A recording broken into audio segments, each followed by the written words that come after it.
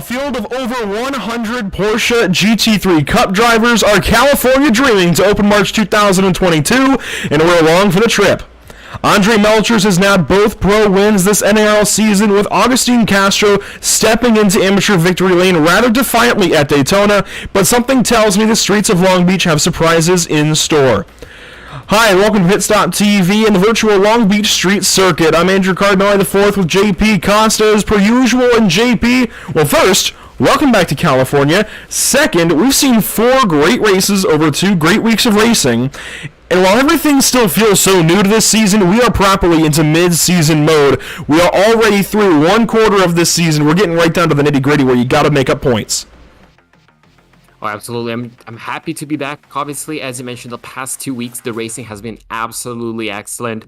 You know, it's just good to be back in ARL, and with 2 completely different race courses than what we have here tonight. You know, Long Beach is going to be a fantastic challenge for these drivers, and you should, put an asterisk on the race course because this could be, a breaking point for some drivers. As you mentioned, Andre has won both races. Could this be the one that he will be dethroned? It sure could be. Long Beach absolutely could be that one race, and I think that's the big thing for us to talk about throughout the course of the days. Obviously, it's a street course. It's going to be treacherous throughout the course of the afternoon and evening. 2 races, as per usual, here with the North American Racing League. It's going to be a lot of fun. Let's get right down to it. Let's take a look at the track then here at Long Beach, and there it is. The famous 11 turns that have kind of evolved over the course of the years. Bridgestone, of course, it's not really a corner, but it kind of is a corner.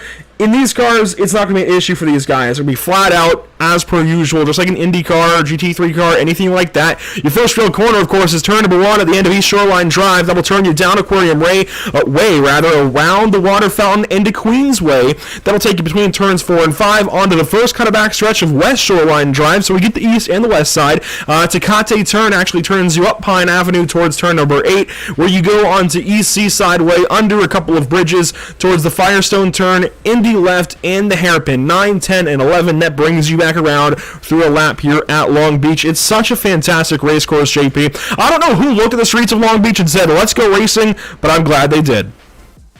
Oh, absolutely. I haven't had the pleasure to race on iRacing on Long Beach, but, each and every single driver, they either love or hate it. It seems to be a 50-50 for my opinion. But, we've talked last week as well with some of the winners. They said this is going to be a tricky course. And obviously, I guess the main point is that final complex, turns 10 and 11. It's going to be really interesting. And Andrew, looking at the schedule, this could be one of the 2 most challenging courses. This and Charlotte, for me, are going to be, just the tricky courses to, essentially put a great lap in and put a great race in without mistakes. Yeah, I think Hungaroring, Hockenheim Ring, Spa, those would traditionally be our more challenging courses, even Red Bull Ring, but when you add in Long Beach and Charlotte with these Porsche 911 GT3 Cup car fields, things are a bit different when you come to these 2 racetracks. It's going to be a lot of fun this season. There is a look at your schedule. Of course, we do have an off week next week for the iRacing Season 2 build for 2022, but then we'll get right back to it at Hungary and right through the rest of the season. Let's take a look at the standings. Agustin Castro, Alex Persian, they actually just paced practice, JP, but in a different order. Alex Persian, who won round 1 out in Germany, actually paced practice, and Agustin Castro was right behind him in the standings. So these 2 cars already fast, and Brian Zinn looking great in the standings as well. You can see Teague Ashburn and Max Tankerell holding tight in the top 5, all within 20 points of each other. Just 1 more point back, there's Scott Angelo. 2 more back, you find Jay Shallington, then Todd Malik, Dominic Turcotte, and Andrew Rasmussen, all still very close. This entire top 20 is pretty close. I think one of the biggest gaps, if not the biggest gap in the entire field, is between positions 4 and 5. That's an 8-point gap between Teague Ashburn and Max Tankerell. Everybody else, I think, they're closer margins throughout. Yeah, absolutely. You can see, as you mentioned, between 4th and 5th, only 8 points. But after that, and before that, it just gets really, really close. So each and every single race counts. We're going to say that for each and every single round of the season. But, every single point counts. Every single race counts. And Andrew, we mentioned time and time again. And we've saw, plenty of times, drivers coming in to essentially win the championship on the final race without being the favorite. So each and every single of these drivers need consistency, and that's going to be the key word for throughout the championship. Qualifying underway on the streets of Long Beach. We thank you so much for tuning in this evening to Pit Stop TV. A big thank you to the partners here of the North American Racing League. Of course, as per usual, we got to shout out Virtual Racing School, VRS, for everything they do here with the series, providing these amateur setups, as well as Muradness, all the driver coaching for every single one of these drivers, if they so choose, and boy, does it help them a lot. We've heard that time and time again, as well as Tam Livery painting a lot of the cars in the field, and JS Consulting handling a lot of the back end here for the series. A lot goes on here, and it would not be possible without them, nor the drivers who are on track to qualify. Here's a look at Aubrey Kundle working through turn number 8. Our first good look around the course, JP, since NARL Cash Day is way back in September. That was a fantastic race as well, and this is going to be a great opportunity to just to reiterate how close and how tight, the walls are in the racetrack is. It's just all about building confidence. We mentioned that time and time again, but this is one of the race courses that, if you just put the laps in, even on practice, or on qualifying, just extend your qualifying session as long as you can. It's going to be really important for you to build that confidence, to trust your car. As you can see now, Brian Zen just going quickest by 0.7 of a second on his first lap. So he's already putting a fantastic banker lap in. It technically should only improve from the time being. You can see even Teague Ashburn 0.5 of a second behind him. Couldn't really get close. So already looking good for the number 23 driver. And T will head through turn 1, now to turn number 2, the water fountain right up on the grass there, and he does hit a little too hard, goes a bit wide. A lot of drivers joining this evening that haven't been in the previous 2 rounds. I'm kind of surprised we're seeing an uptick in drivers for a race that could be this chaotic here at Long Beach, but I like it. Mike Weir, he goes 10th quick. Here's a look at his number 20 as he will head back down to turn number 1. And, boy, I'm excited to see how things go. Bobby Flack goes 3rd. A lot of fast cars in the field this evening. Absolutely. These drivers are going to be trying to put their hardest, their best laps in already early and qualified. To only try and improve on the second and third lap is going to be really important. As you can see just how tight it is, how much precision you need to put in your race car, how much trust you have to put in those front tires to make sure they grip, and obviously on the brake pedal as well. You can see just how close you need to get. You can see now Sky is going, finishing up his first lap, the number 42 driver, 1.4 seconds, so plenty of time still to improve. But obviously, it's Long Beach, Andrew. Sometimes it's just really hard to even get that 1/10 of a second if you're just lacking a little bit of confidence. On board now with Thomas Baker. Let's actually go on board with Diego Eda. He's working on the front stretch now. I actually just set a new fast lap time. He should be at a turn 1 this time as Aubrey Kundle goes up into the top 3. And there is Diego headed to the water fountain. Let's ride on board with Diego actually for a moment and go around the racetrack for one of the first times properly here as he drops down into 7th in qualifying. And let's also, JP, let's talk about weather, right? That always comes up so much in these races, how much the tires are going to degrade over the course of a run. Let's check the weather. That's pretty mild. That's pretty manageable, I think, from a driver's standpoint. Obviously, street courses are always tough, and you don't want high temps to work against you. So being in Southern California and only having a track tip of 73 degrees Fahrenheit, that's pretty okay. Yeah, absolutely. I'm pretty sure these drivers are going to be thanking the iRacing gods. The tire temperature is just not scorching hot. And as you mentioned, just fighting grip and fighting those tire temperatures all throughout the race will cause some issues for some drivers. Obviously, mistakes will be more likely to happen. But, luckily for them, looks, as you mentioned, pretty mild. And, well, luckily for them, I guess, and luckily for us, Andrew, that's going to provide even better racing. So Brian Zinn currently fastest in qualifying. Actually really surprised about this 23 car today. He even brought out a special paint scheme. You can see Rasco's chicken on there, chicken and waffles actually, on that number 23. And as I say that, how about Diego up to the top of the board? We were just on board with him for a lot of that laps. It's pretty cool to see that lap end up being one of the ones that could potentially go fastest here in today's qualifying session. A look again at Brian Zinn. He's on lap number 3, so this is his last chance to go any faster. This is going to be, as you mentioned, last chance. He went fastest the 2 times he went around, unfortunately dropping to second place, only 17 thousandths of a second, as you can see. Now Flag, less than a 10th of a second as well from provisional pole at the time being. So a really close qualifying session here, Andrews, which is really good to see. You can see now the number 79, Persian. He wants a repeat of last week, I dare say. Last week was a fantastic race, but, qualifying is going to matter even more on tonight's round. I think he wants a repeat of 2 weeks ago. It was Agustin Castro who took the win. Yeah, it was Persian who dominated at Hockenheim, and that's what he wants to get back to.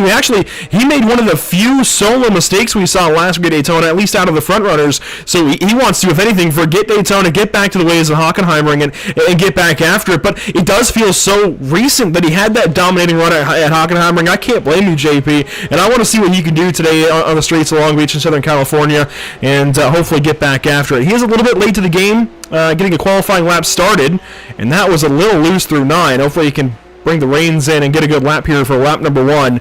Doesn't have a time in. Actually, no, he's got a time in. Technically, they were just invalid because he's got a couple of off tracks and maybe wall contacts. This is his last chance to go fast. What can he do here on lap number 3, coming up to the start-finish line? Does he get a time in officially?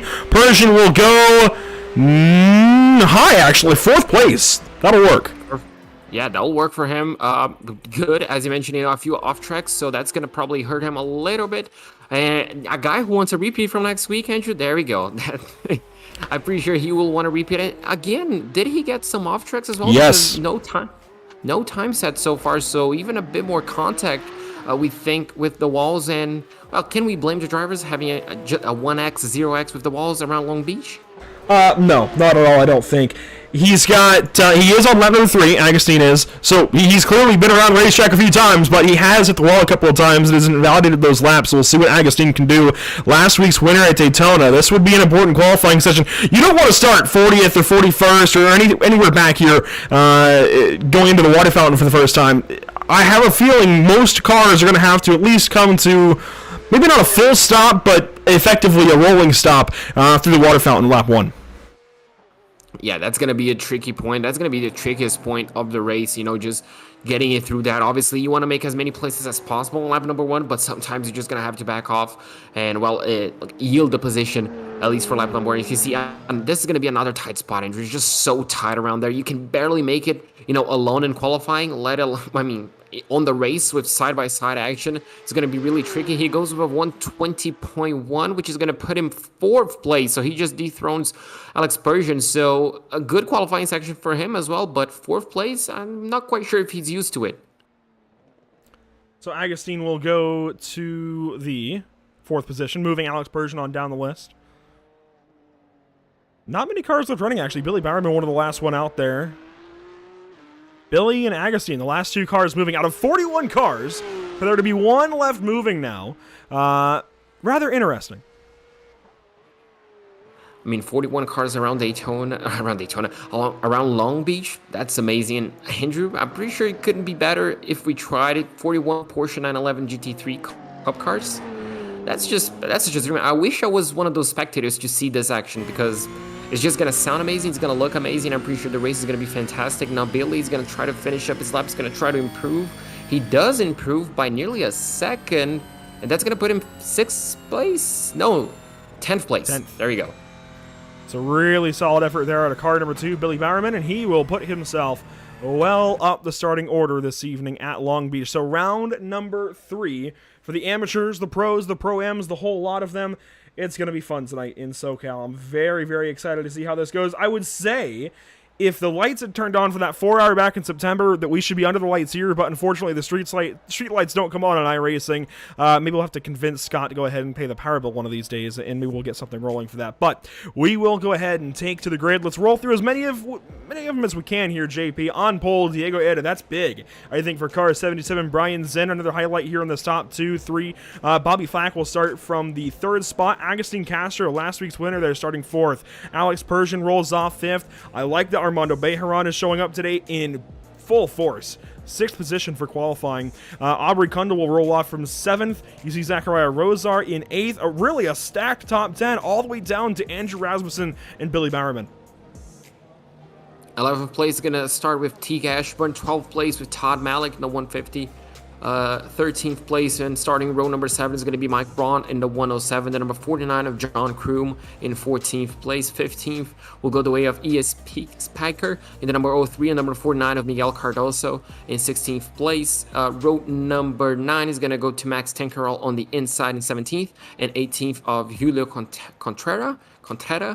19th place will go the way of William Love in the number 67, and the number 57 of William Coffey in 20th place. When you get down to position 21, you'll find car 12, Dre Divatz, alongside Mike Weir there in position number 22. It's Brian Long starting from 23rd, Sean Patterson 24th. Clarence Rosa in one of the TAM livery machines will start from 25th. Nicholas Sykes there in 26th. 41 cars, we can only get through 26 of them, but that's okay. We've got a lot of time here. 30 minutes in race number 1 for the amateurs, and it starts now. Already a crash.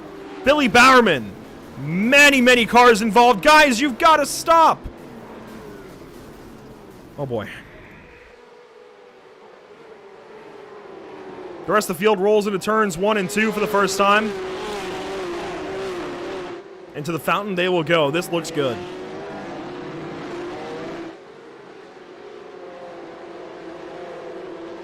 Already at least 6 cars in the pit lane with damage, but the rest of these guys rolling on through for the first few corners. Brian Zinn with a great start out front. Yeah, a great start for him. He's already leading, got a healthy gap down to to second place, and you can see the rest of the field, as you mentioned. Unfortunately, 6 drivers involved in the start, crash, but you can see the rest of the field trying to make it through the rest of the lap, but it is really close with the barriers, Andrew. So a big crash there. Lap number 1. We'll let the first lap complete here for the leaders. At least let Brian Zinn get back to the start-finish line with the race lead.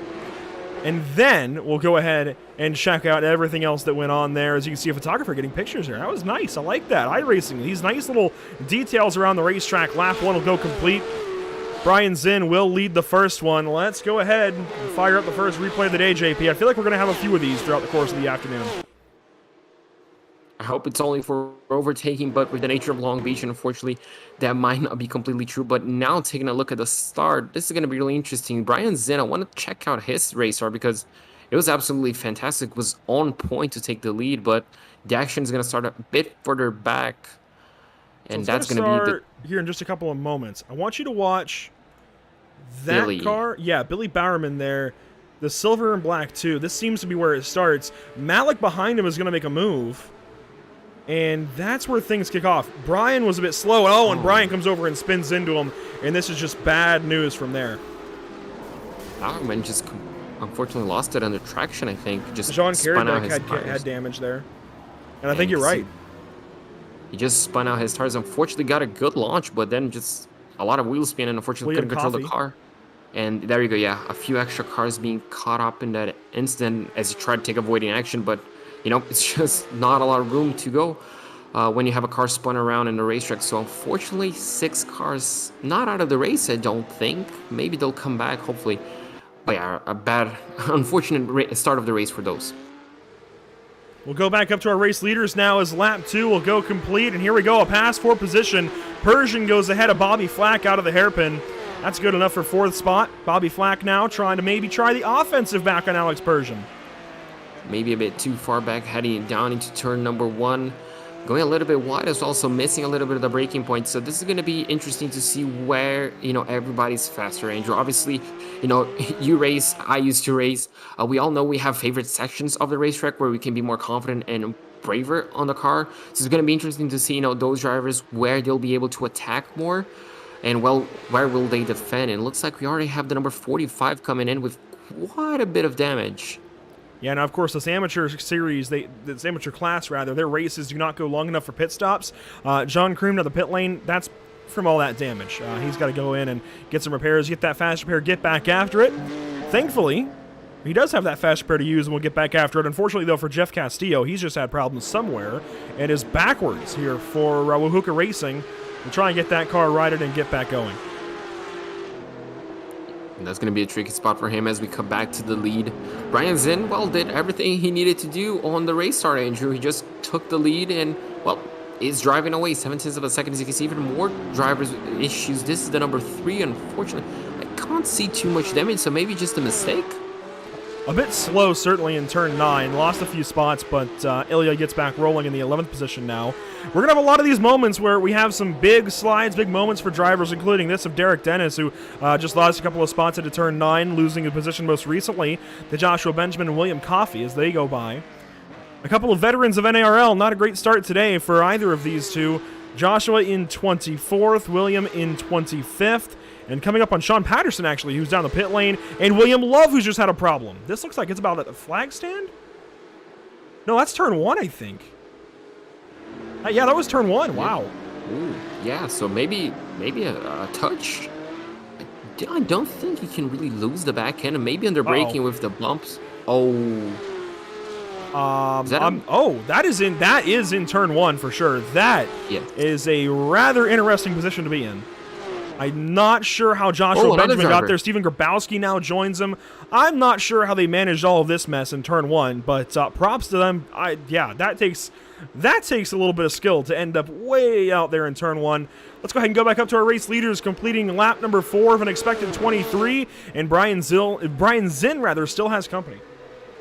Still has company 5/10 of a second. It looks like he cannot really shake off the number 77 of Diego Aire, who is closely followed by Castro, just 4/10 of a second behind him. So this is a really close top 3. It can go either way. As you can see, Diego Aire going really deep on the braking on turn number 1. So maybe that's the spot, Andrew, where he's just braver and has a bit more confidence. But at that point, are you focusing on the car ahead or the car behind?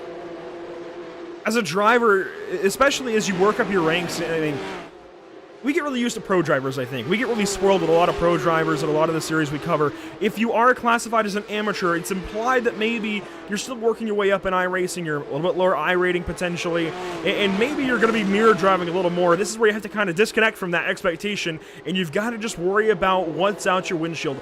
Worry about what you can control. Don't get too involved in what's going on behind you. If a car sticks it up the inside, obviously you want to be aware, but if it's a late move, it's a late move. That's on them. As a driver right now in the early stages at Long Beach, you just got to keep your eyes forward. Absolutely, that's going to be the perfect answer, and hopefully some of them are listening to the stream on the background to make sure they focus on that. And looks like the leaders might be approaching to lap traffic really soon. As you can see, the number 76 of Brian Long currently just coming into the back straightaway in 14th place, so it's a battle for 13th. Closely followed, Andrew. We could expect he already made up 9 positions, so a very, very good start for him. And chasing Rasmussen here, who's been one of the stronger drivers of the series. He's ahead of Dan Willis, another driver that I think has been pretty newsworthy so far this season. They're chasing Mike Braun, Ilya Speaker, a lot of great names up in the front of this field. I mean, just look at the top 10. Brian Zinn, Diego Aire, Agustin Castro, Alex Persian, Bobby Flack, Armando Bejaran, Aubrey Kundal, T. Gashburn, Max Tankerell, and really the only one that stands out to me as any kind of different is actually Diego's teammate here in car 525, Julio Contreras. We've not seen anything about Julio this season. I think one of the newer ads potentially, and maybe doesn't have a start yet.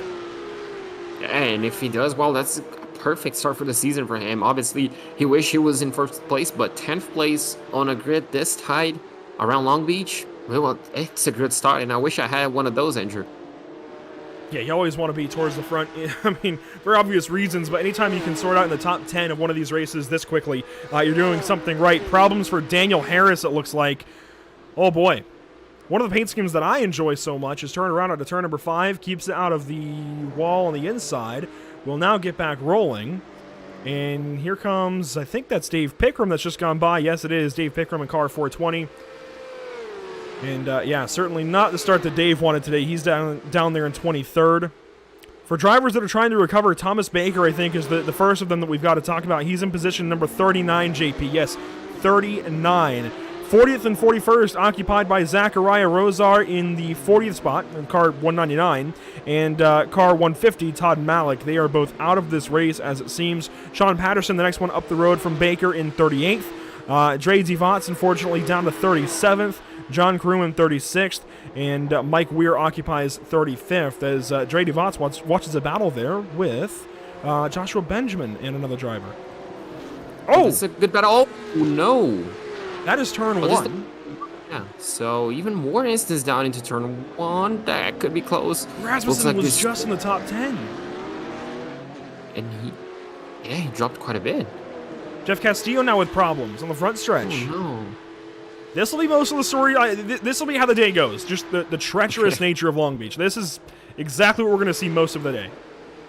Yeah, absolutely. This is one of those racetracks, isn't it, Andrew? You know, just absolutely unforgiving. I use that word quite a lot to describe racetracks that don't have, pavemented, I guess you can say, runoff areas. But when you don't have runoff areas at all, that's kind of, I guess, the definition of unforgiving. Yeah, really all you have is room to straight line outbrake yourself and go off down to some tire barriers. That's all you've got here at Long Beach. Walls and straight line runoff. It doesn't really work too well when you have a little bit of contact, maybe you need to go a little bit wide. This is a nice little train of cars, though, working through the back end of the course. The hairpin now, and I mentioned car 11, Andrew Rasmussen. He tries to get to the inside there of William Valdez. Rasmussen was just in the top 10 a few moments ago, or at least in 11th or so. I was talking about how good he was doing. One of the stronger drivers in the field that is now down there in 18th with William Valdez, Jay Shallington, William Love, Will Coffey even in a line. Oh, there you go. Move down into turn number 1. He goes deep on the brake, and they almost made contact. That was really close between those, but we love to see that close action. You can see now Will and Coffey kind of got a piece of that action, and obviously that side-by-side move is going to slow them all down. It's going to bring this pack even closer, which is, I guess, just exactly what we want, Andrew. But for some of these drivers, I assume some of them will prefer a bit of space to breathe. Where there is no space currently is between Armando Bejaran and Aubrey Kundal. Very tight here for the 6th position. In fact, it was just a whole lot closer. Aubrey's dropped off a little bit. And that last sector here at Long Beach, so tough to stay right packed up with somebody. So it's easy to stay close through, turns 5, 6, 7, 8, even maybe to turn 9. But once you get to 10 and 11, you lose a lot of time trying to stay right behind somebody. It stacks up quick. Yeah, it's just difficult to follow sometimes, being close. Sometimes you just miss your turn-in point, your braking point by a few meters, and that's going to cost you a few tenths of a second. But as you mentioned, this part of the racetrack, kind of easy to just follow, to just keep your focus. Obviously, you have to be as confident as ever to just, pretty much brush those walls, leave some paint on it to just get as much time as you can. But, once you get to the latter part of the lap, it just gets a bit too difficult as one corner really leads into another. But yeah, that's the nature of Long Beach. As you can see now, a mistake. We might see a move. No, really defensive. And this is a tricky corner, Andrew. I always had difficulty with this corner because the apex is just so late. But they both tame it really well. Staying on board here with Aubrey in position number 7. I just enjoy watching cars fly around Long Beach, and I love these onboards as well at so many racetracks, but especially a street course like this, you're able to really get a sense of speed, flying past the walls, the lamp posts, and everything else. A little bit of lock up there from Armando. So close to the hairpin wall. Do we see a move maybe on the front stretch? I think so. I think so. It's going to be interesting because the number 653 is going to be forced to the outside of turn number 1, and that could be tricky to make a move. As you can see, the number 5 just trying to get the outside line working, trying to get that inside. Will he yield? Andrew down into the braking zone. No, he's going to stick. Bejaran is going to stick down the inside. He's going to keep that position from the time being, and none of them make contact. This is good racing already, but it's only going to get better since they're closer. And this is really good stuff for 6th position. And Armando needs this run. We've not seen much of it out of Armando yet this season. Granted, the season is only 2 races long so far. I mean, we haven't seen a ton of racing, but we haven't seen much out of the 05 car just yet. Hopefully, today turns things around for that Wahuka racing car. Moving up front in the field, Alex Persian chasing Diego Eda. This is 3rd and 4th, probably flacking on there for 5th. So just ahead of those 2 cars we were just looking at as they pass the Rockefeller Racing 69 car. And Agustin Castro kind of leads this charge, actually. Brian Zinn is starting to pull away. Yeah, pulled away because Diego Aria lost the position to Castro, so maybe they were involved in a little battle, or maybe just a mistake from the number 77 allowed the number 23 to just essentially build a little bit of a gap. You can see an interesting exit for him as well, but, well, looks like it works for the time being. But, yeah, unfortunately for Diego, pole position now down into 3rd place, defending from the number 79. It's going downhill, but still top 5 on this grid, Andrew. It's still something to be happy about. I think top half of the field is certainly happy. Just finishing this race is going to be an achievement of its own for each of these drivers. So if you keep rolling to the end of 30 minutes, you've got a lot of reason to be happy, as Julio Fernandez has a problem. Very slow here, giving a lot of time up in turns 1 and 2. Gives up a spot there to Mike Braun as well, drops out of the top 10. I think might have missed turn 1 a little bit and had to give that time up, give that spot up just to not have contact with Mike Braun. That just caught my eye on the timing and scoring. Back up to the front there, you can see these two getting very close. And Was that Bobby Flack in the wall? No, that was actually a lapped car. Who was that? That was car 69. That is Milan Harris. So just a touch on the wall, that's going to happen pretty a lot of times, Andrew, I think. Just a small brush, hopefully not a lot of damage for him. But this battle for third place, this is getting interesting, and this is allowing Agostini Castro and Brian Zinn to essentially just pull away. You can see the gap is down up to 2 seconds between first and third place, so they're absolutely thanking this battle, but Diego doesn't seem like he wants to yield anytime soon, so Persian is really going to have to force him into a mistake or essentially just go for a move. I love this chopper shot well above the racetrack for turn 1. Gives you a nice perspective around here. There's just so much to look at Long Beach. I really love that iRacing was able to make this happen, of course, with the city of Long Beach, and I'm sure some involvement from IMSA and in IndyCar, of course, being that they run here annually. It's just so cool that we actually have this place on the sim, and it's done so well. Hats off, certainly, to iRacing. We talked a lot about it back with Cash Days, the 4-hour race that NARL held here in September, but it's just so cool every time we get to fire up Long Beach on the sim, even just for a test. As here we go, a move in turn 8. That is aggressive. Optimistic, certainly, out of Alex Persian. Backs back out of it on the straightaway. I would have set up for Seaside. Sit back in turn 8, get the run before you get to turn 9. Make that pass before you hit the braking zone. Yeah, unfortunately for him, just try to take the position as soon as, I guess, it was offered, as soon as the door was open. Did not work, ended up losing a little bit of extra time, but, well, no harm, no foul. Maybe just, try to make a move, see how the driver ahead will react, and, well, work from that. But unfortunately for Persian, not this time around. But, well, Andrew, he seems confident. If he was making a move down into turn number 8, well, I wouldn't expect, for him to not make a move as soon as the door is open again. I'm quite excited for when pit lane gets busy in race 2 here with the pros and the pro-ams. That's going to shake things up a lot. That pit entry and exit are going to get rather hairy, just like we saw with that 4-hour.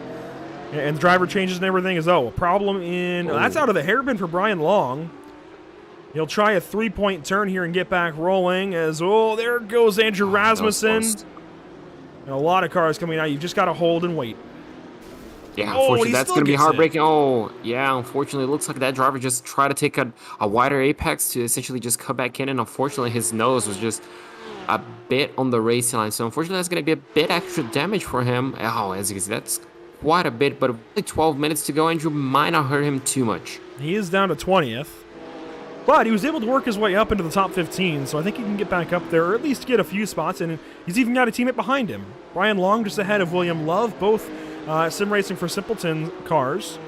As there's been a change ahead. Alex Persian has gotten the spot over Diego Eda. How about that? Turn number 9, it looks like.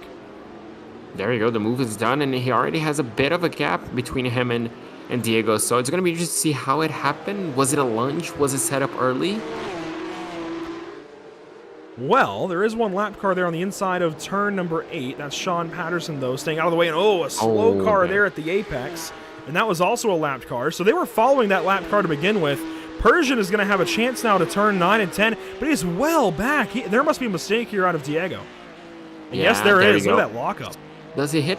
He hits the tire wall as well. So that's going to hurt him even more on the long run. So there you go, a self-inflicted wound, but also perks to Persian, just forcing him into a mistake. That's sometimes all you have to do.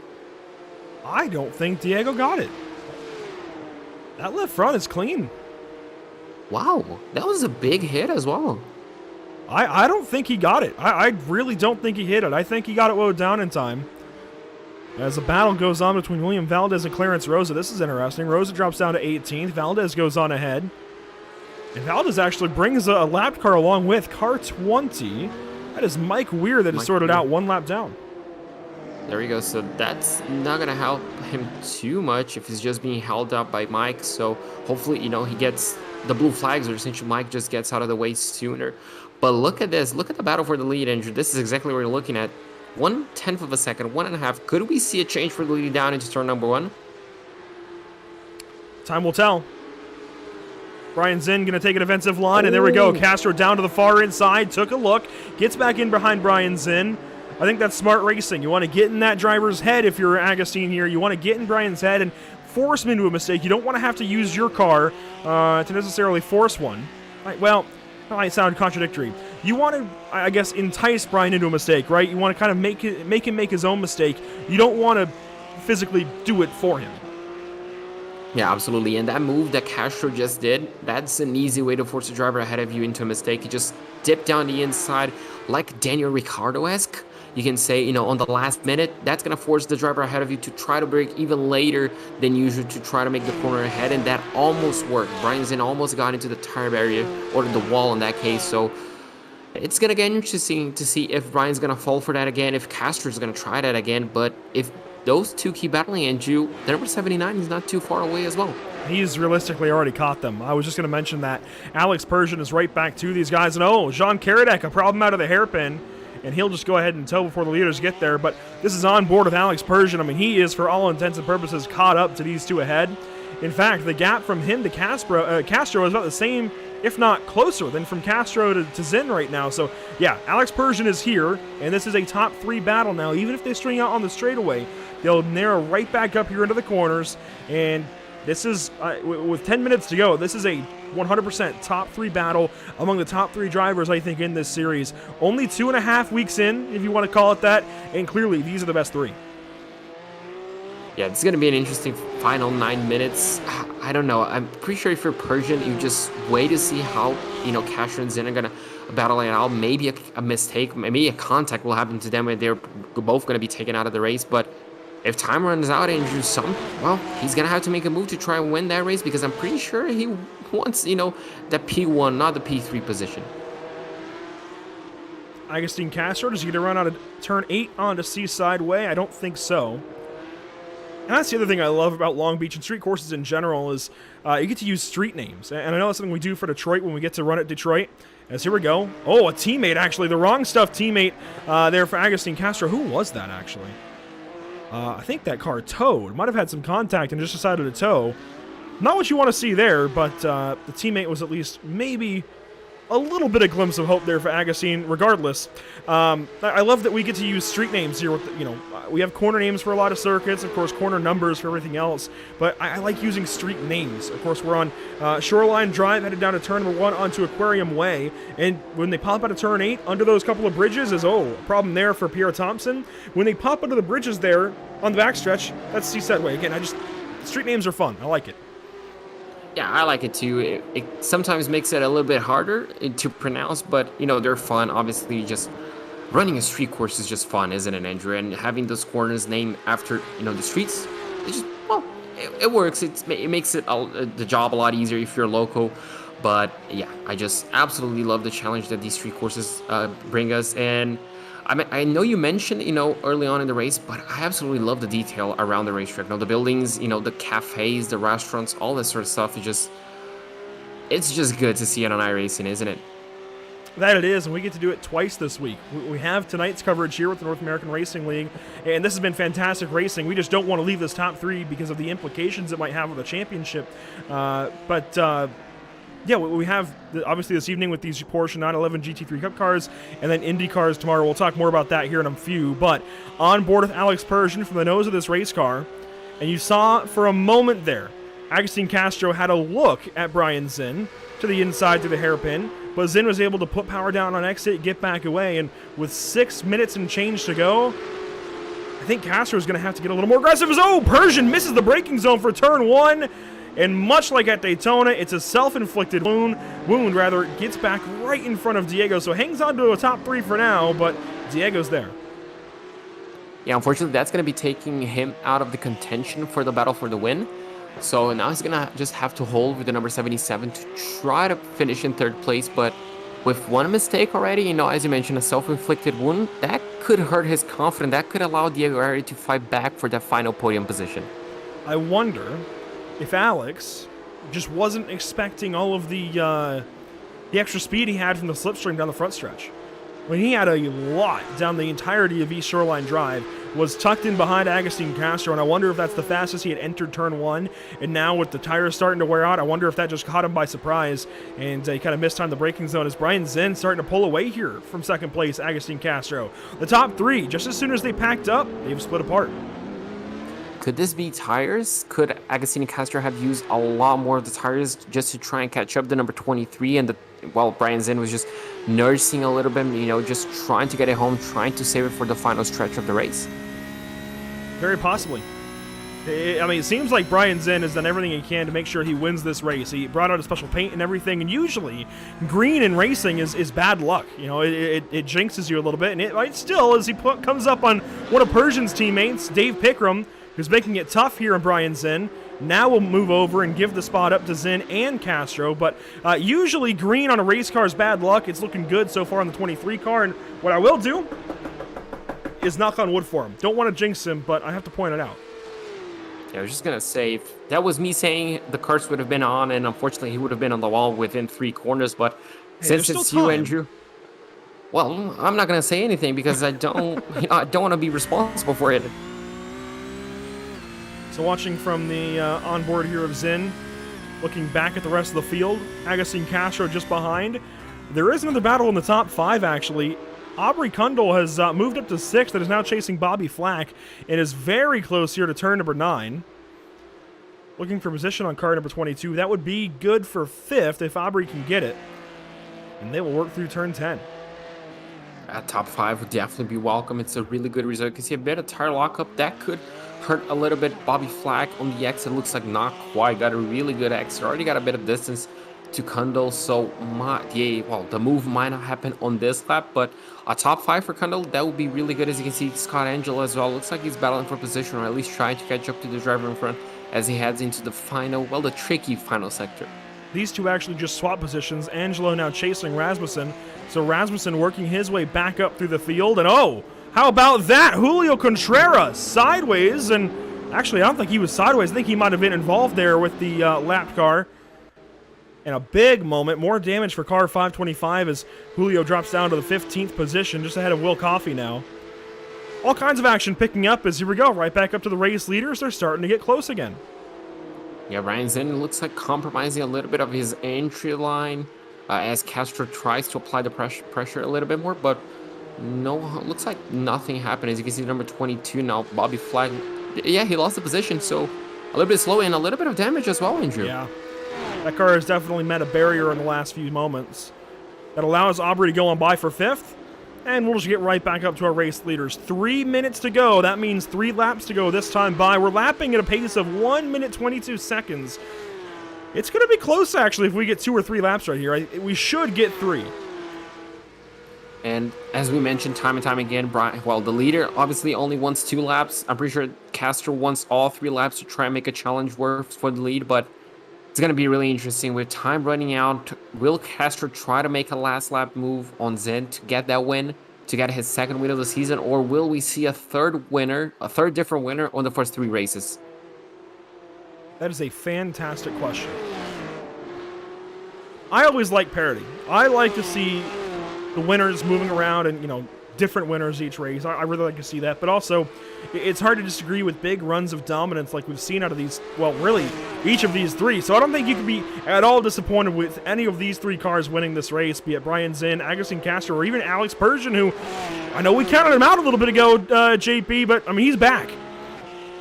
Yeah, he's catching up quite quickly, as you mentioned, so it might not be too late with less than 2 minutes to go, but, it's going to be interesting to see if he can catch up. Maybe he can, just try to move on Castro, or maybe even, well, who knows, Castro and Zinn will, just make contact. I'm going to knock on wood as well, Andrew, because my curse is absolutely terrible. So we're just going to have to see what happens. Hopefully it's a nice 3-way battle for the end. So 2 laps to go, that time by the stripe. On board here with Brian Zinn, looking back at Agustin Castro in 2nd place. This is the best battle on the racetrack, I think, anywhere. The next best maybe be Scott Angelo or William Coffey. They're duking it out for 15th, but this is absolutely the best battle on the racetrack currently with 2 laps to go through the fountain for the penultimate time. And Castro is just continuing to lay this pressure on. Brian Zinn hasn't cracked yet. Yeah, it's really impressive from Brian's point of view as well, just being pressured for the last, 10, 15 minutes.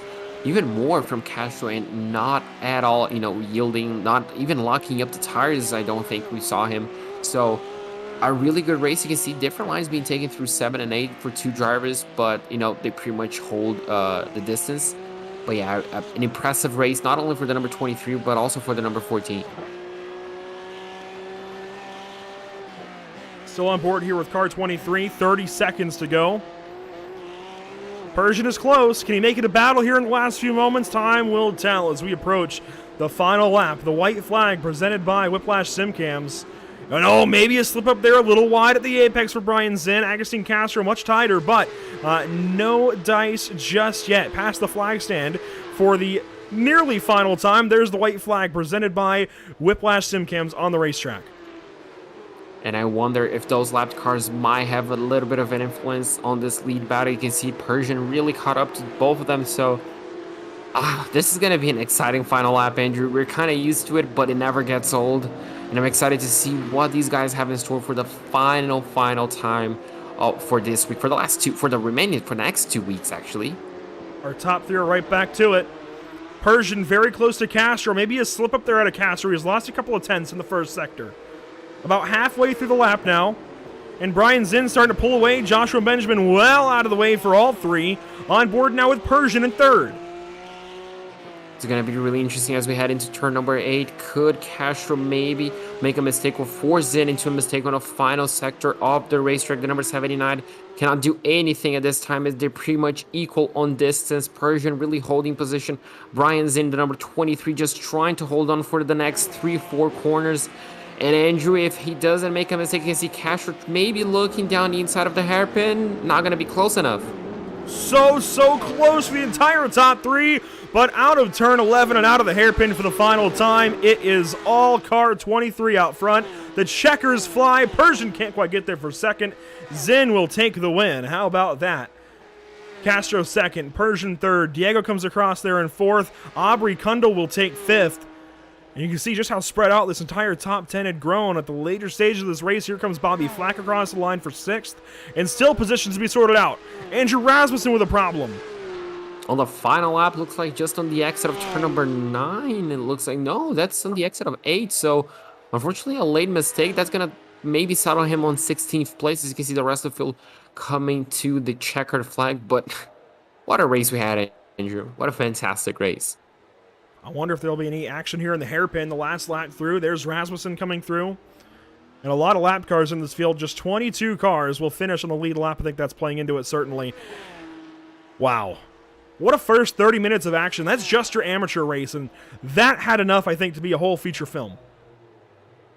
Oh, absolutely. Plenty of stories to be told. One winner, Brian Zinn, well, did everything he needed to do. Castro and Persian with a fight back after qualifying. Diego Aria, unfortunately, couldn't really put up the pace he did on qualifying. But, well, that was a 30-minute race, and you're ready to do it, well, once again, and add another 20 minutes and a pit stop. Oh, are the drivers ready? That's the good question. As Nicholas Sykes comes across and Derek Dennis will finish out the race here. All cars have now crossed the start-finish line, it looks like, to end this race. Milan Harris might be the final one, actually, as here comes Milan. Yes, all cars that were left running have finished this race. Let's go ahead and quickly check out the race results before we head over to the second session of the day. You can see Brian Zinn. That is a really, really big win, I think, for car 23. You know how much I hyped up the win last week for Agustin Castro at Daytona? Equally loud, I think, this evening for Brian Zinn. Takes control, takes this race win by force, and led every single lap. Agustin Castro there in second, Alex Persian third. Diego Eda there drops down to fourth position, but still a really good day of racing for him. Aubrey there in fifth, I think, is really, really important as well for car 653. The rest of the top 10, Bobby Flack, Max Tankerell, Teague Ashburn, Ilya Speaker, and even Mike Braun, a really good set of race car drivers. Absolutely. In 11th place, we'll go the way of Armando Bejarano ahead of Dan Willis. Julio Fernandez Contreras is going to finish in 13th place. Scott Angelo in 14th. William Coffey in 15th ahead of Andrew Rasmussen, who we saw had a last lap trouble. Brian Long in 17th ahead of Clarence Rosa. William Love in 19th. And Jay Shallington in 20th place. 21st, you'll find car 42 of Nicholas Sykes and Derek Dennis there in car 50, the last two cars to finish on the lead lap. First car one lap down, it's Joshua Benjamin. You're right, Brandon Dollar. Not qualifying worked out. Not too bad. 23rd, all things considered. I think just finishing this race is a big win for any driver, but I think some things are growing. We've seen such great things out of Joshua Benjamin in previous seasons. I'm hoping that he gets back up there and I think fights for a few more race wins before this season is over. I would certainly like to see it out of car 78. Pierre Thompson, same story there, 24th spot. Dave Pickram there in 25th. Miguel Cardozo in 26th. How about that for the 49? And Daniel Harris, after a nice little comeback, finishes 27th. Mike Weir hangs on for 28th. Robert Guadagnoli, first time we said that name all night today, or all day today, JP, finishes 29th, and John Kroom there in 30th. 31st place goes to Billy Bowerman, who unfortunately we saw unfortunately had a really bad start, just wheel spin out of the line, and unfortunately that's really costed him his race. Jean Cataract's going to finish in 32nd ahead of William Valdez. Milan Harris in 34th, Sean Patterson 35th, Jeff Castillo in 36th, Andrea Devac is going to finish in 37th ahead of Stefan Grabowski, Thomas Baker in 39th, and Zachariah Rosa in 40th place. And Todd Malik, obviously, the 41st car, Andrew. That's a lot of cars around Long Beach. Yeah, and Todd Malik was the first one hit by the spinning Billy Bowerman there on the first lap, on the very open of that race. Let's go ahead and move things then to race winner Brian Zinn. JP, here is driver of car 23. So, Brian, you're the third different winner on the first three races. How does it feel? Man, this season has been a lot of work and a big challenge, and I mean, I'm just relieved to finally have that first win. It felt like I should have had it last week, and so I just kept my head down and took care of what I could tonight. You led each and every single lap of the race today, even falling under pressure from second place. I mean, how do you not crack under it? Well, I mean, if you could see how much I'm sweating right now, I'm not sure I know the answer to that. I mean, just hats off to Augustine. I mean, week in, week out, he's proven to be a great competitor, and he really kept the pressure on me.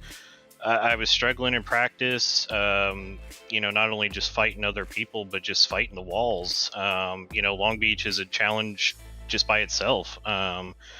So I don't know, a little bit of luck, just a teeny bit of talent, and here it paid off. Absolutely. And could we see this performance in 2 weeks from now again? I mean, this is where I want to be every race going forward. So yeah, I'm hoping to carry this momentum going forward and see where we stand. Well, absolutely. Hopefully in 2 weeks, in 2 weeks' time, we can talk to you again as a race winner. But it's definitely, the challenge is definitely going to come to you. But before I let you go and enjoy the 2 week break or practice, I don't know, who do you have to thank? Who do you have to shout out? I mean, I got to thank, NARL for putting us on, Daniel Morad and Moradness for being a great sponsor. I know Dan for a couple years now through iRacing. I got to thank Augustine for being a great competitor, and same with Alex as well. I mean, I think you guys have seen for 3 weeks now, it's us combination of battling for the win, and it's clean, it's hard, it's fair, and that's all you can really ask for. Well, absolutely. And well, Ryan, that's going to be it for us. Hopefully we can talk to you in 2 weeks' time, but until then, enjoy your break. Thank you. Yeah, I look forward to being the first repeat winner this season. Absolutely.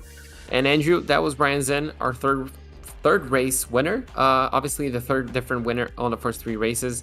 Is just a nice start of the championship, isn't it? It really is. It's refreshing to see this kind of parity immediately. I know,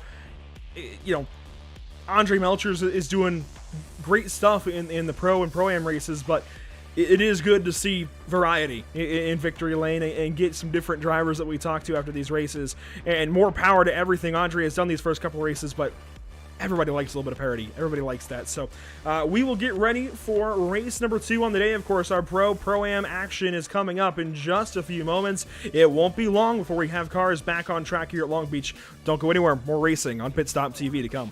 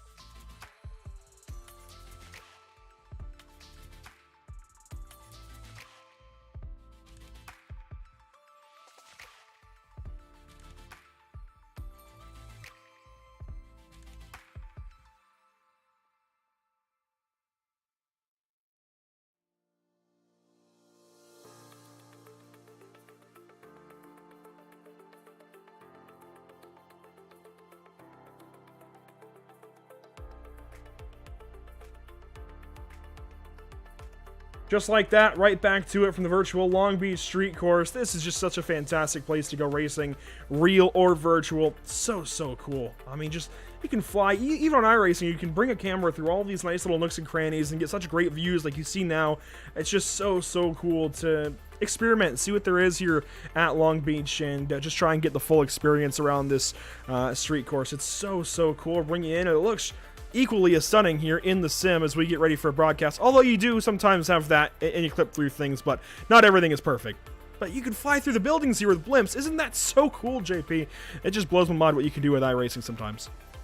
Yeah, absolutely. And as you mentioned, the scenario, you know, the atmosphere that just, you know, a street course brings you, it's different. You know, you can see, you know, just the local stuff like this hamburger and drink shop. This, you know, is just great. The drivers, well, if they have an instant, they can just pop right here like Kimi Räikkönen did in Monaco some years back. So it's just a great race course. It's challenging. It's beautiful. I mean, I just love Long Beach.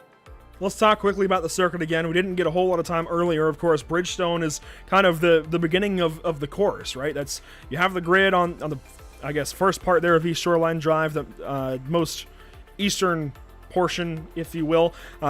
You head through Bridgestone, which is really flat out, but it kind of is a corner, honestly. It should be a corner in my mind. Either way, turn 1 is well down at the end of East Shoreline Drive.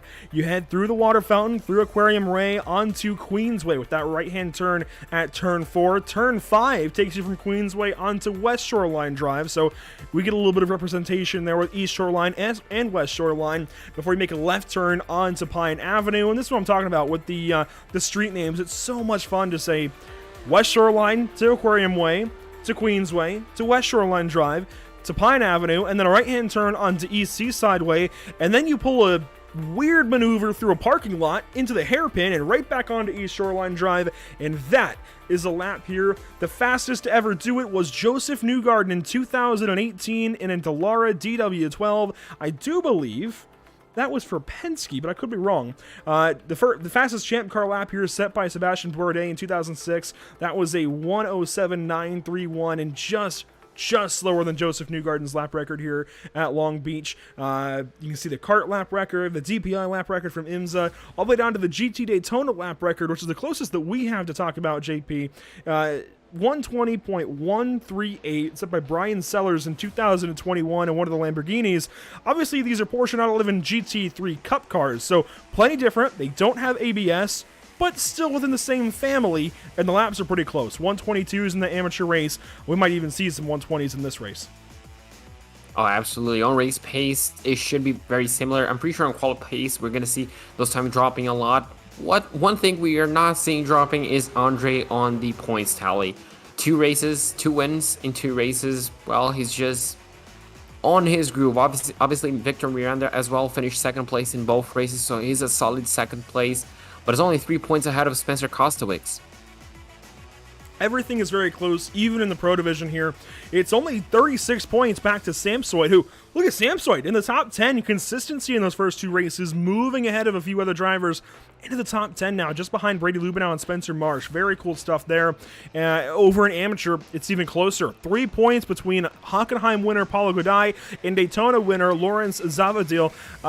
Great talking with Lawrence last week, by the way, after the race. Lowy Santi there in 3rd. It is a decent spread, even in amateur. Decently tight, but also decently spread out. 34 points from 1st to 10th with Scott Kimbrough there. And look at this. Drivers going purple. Brady Lubenow first out there in car number 11. And now Spencer Kostovich goes a little bit higher. So we're going to see some things, I think, shake up here at Long Beach today in this Pro-Am race. Let's get right down to it.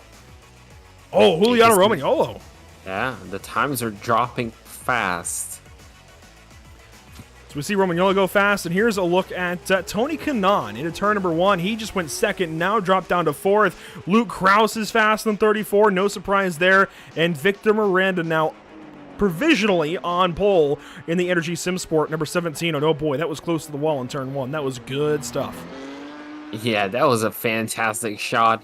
Well, he's definitely going to be looking at that because that was, I mean, on the edge, probably in validation maybe, as we see that car pulling in. As you can see, the number 74 trying to improve on his lap, but what a gap already Victor Miranda has over 2nd place, almost 4/10 of a second. It does seem like a slightly smaller turnout in this race, which I don't think is a bad thing. A more refined field for your Pro-Am race seems like a good idea. So we're watching 20th position Spencer Marsh currently in qualifying, and there's only, I think, 12 cars behind him. So 32 versus 41. This is the biggest spread we've seen so far in 3 weeks, but interesting to see as well. As here's Brady Lubenow. And hey, I don't know if you know what? Brady's going to have to verify out there if this is correct, but it seems like to follow up on the Bender gate, maybe John DiMaggio is signed now with Hulu. I don't know. I'm sure, that, again, conversation for another time, at least more in depth, but I always like that Brady rocks that helmet there. If you don't know, it's Bender from Futurama there on his helmet, and unfortunately, he is going to put his shiny metal rear end into the wall. Yeah, he's going to unfortunately bend that rear bumper. Sorry, Andrew. I get it. I see it. Yeah. All right.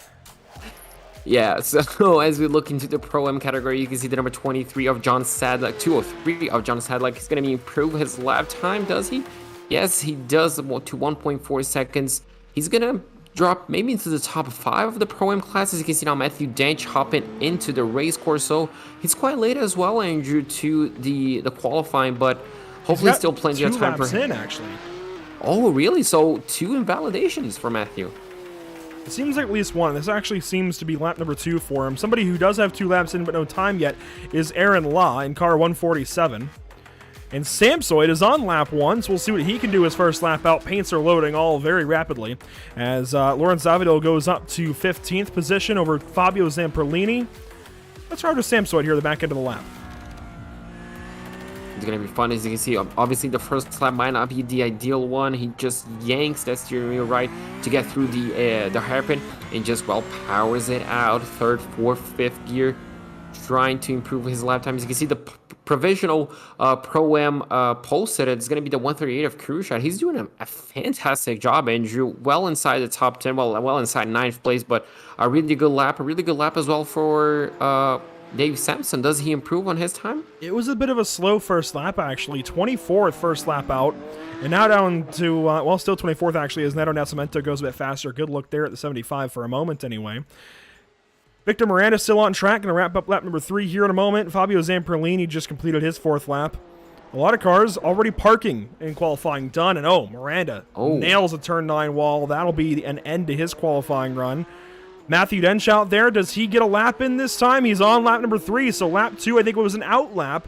I think had a crash lap 1, towed back, got lap 2 underway. That's what we saw for a moment. That was his out lap, and is now on lap 3 to try and get a qualifying time down.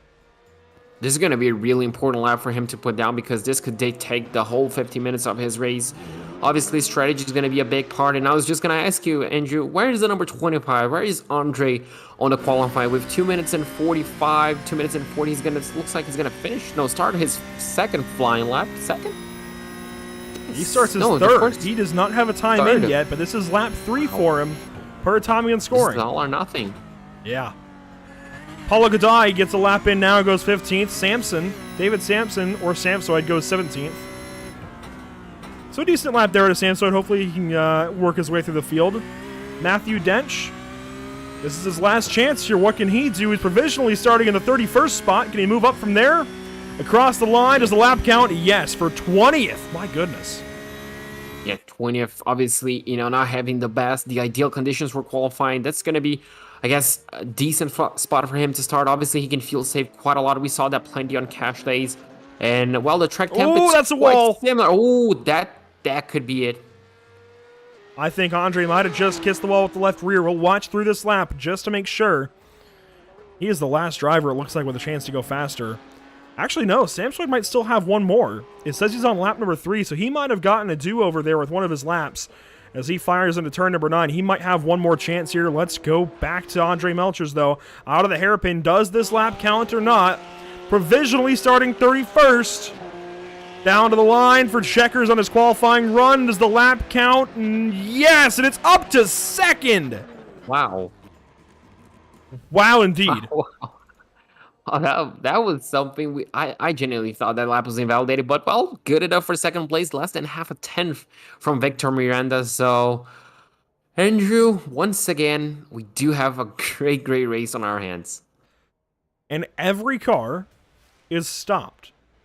Is qualifying going to shorten up? They do not have that option, actually, to go ahead and hit ready to race and shorten the qualifying session. But that has not happened yet. Do we have 45 seconds of waiting on these guys? That's okay, actually. Let's go ahead and take a look at some upcoming broadcasts here at Pit Stop TV. We've talked about the California theme this week, JP. 5 California broadcasts in a row, including tonight. This is the second of which, actually, and it runs through Sunday at Sonoma Raceway. These are the next 3. We have Outlaw Sim Series tomorrow at Auto Club Speedway. That is in nearby Fontana, California. Then actually at the same time, we have the IORL IndyCar Series from Long Beach right back here tomorrow night with, like I said, IndyCars, a new logo, new branding, a new season 13 for those guys, starting things off at Long Beach for an 18-race season. And then Sunday, it's a championship race for the Superior Class Auto Racing Grid Sports Car Championship from Sonoma Raceway. A lot of great things coming up, and I love where this NRL broadcast fits in. Right towards the start of some really good stuff this week. 5 California broadcasts in a row. So you West Coasters, I used to be one of you, and we're getting our fill this week of West Coast races. Let's take one more look, JP, at the standings coming into today. This is how things look. Take all of these pieces of these puzzles and move them around, and some variation of that is where things might end today. Oh, absolutely. This is, I guess you can say, a little bit of a mess, how it could end. Every position could be switched around. Obviously, we look at the Pro-Am standings, the gap between second and third place is 20 points, so that could be, maybe a little bit difficult to move around, but the battle for the leads, the leader of each class could change, third place could change. Oh, it's just going to be interesting to see a comparison, from 2 weeks from now. And I cannot wait. We have Victor leading the grid in first place, Andre in second. We saw second place Andrew getting a better start on the amateur race, so it could be something to keep an eye out for. But it's just going to be a fantastic 50 minutes of racing. And now these drivers have 5 minutes of warm-up time that they can use their discretion and get a little more time on the racetrack. Learn a few more of, where those bumps might be. Maybe practice a standing start. I know we saw that at Daytona, and apparently we need to practice them here at Long Beach as well. Standing starts are always chaotic, and you want to make sure you have them right here for Long Beach especially. There's nowhere to go if something happens, so hopefully these guys do get those practice starts in. I'm excited to see where things go, and of course, the week break next week is going to be very interesting. I'm used to that being our schedule graphic. This is our schedule graphic. Here we go. Hungaroring is next up, but in 2 weeks' time. That's very, very interesting. And actually, when we come back with Hungaroring, JP, we're going to load up for a full week of racing because that'll be the first week of racing for the GT3 series as well. And I know Scott Reister's very excited for that. I know he's not here to race this evening, but very, very excited for the GT3 series coming up. We'll have more about that very soon on social media. In fact, the schedule will go out Thursday. I know it's already been talked about a little bit. I think it's released softly within the league Discord, but we will post it to our social media pages, so if you haven't seen it, you'll see that on Thursday. A lot of great racetracks coming with that, and our first race for that series for season number 3 will be March 17th on St. Patrick's Day, so that's how this all fits in. This week in between is going to be interesting for these drivers, especially those that are pulling double duty throughout the week. It's not just us that'll be pulling double duty, they will be as well. And it's just going to be a good change of pace as well for the drivers, I think. Having that extra challenge of practicing not only the Cup car, but also the GT cars. It's going to be fun. I cannot wait for March 17th to start to have this double duty. Obviously, on Brazil, it's late. It's almost, it's finishing at 1:30 a.m., but it's well worth it. The racing is absolutely fantastic. And, well, Andrew, it was where we started with the NARL, wasn't it? The GT3, so it's kind of a good way to come back. Absolutely. GT3 cars are the bread and butter here with the North American Racing League, but it's good to have these Porsche Cup races and give it a little bit of flavor here. And I like it. It's just close enough that a lot of drivers are enticed to cross over, but certainly just different enough that it is a completely different series. Absolutely. The racing we've seen here is a lot of the same, I think, principles, but certainly quite a bit different with the lack of ABS, for example, with the twitchiness of these Porsche Cup cars, and the fact that it's all a single manufacturer as well here at the Porsche Cup schedule and the Porsche Cup series. It's very, very different in many, many ways, but also very similar in many ways. A lot of the same drivers as well. I mean, Fabio Zamperlini back out there, Scott Kimbrough, John Sedlak, Morris Samswood in the series is always good. The Scotts, Mark Scott, Blake Scott, a lot of great names crossing over, and hopefully they continue to do so. And hopefully a lot of these guys that are new with the Porsche Cup schedule cross over to the GT3 cars the rest of 2022. That said, before we go any further, JP, let's go ahead and thank our partners here at the North American Racing League Porsche Cup Series.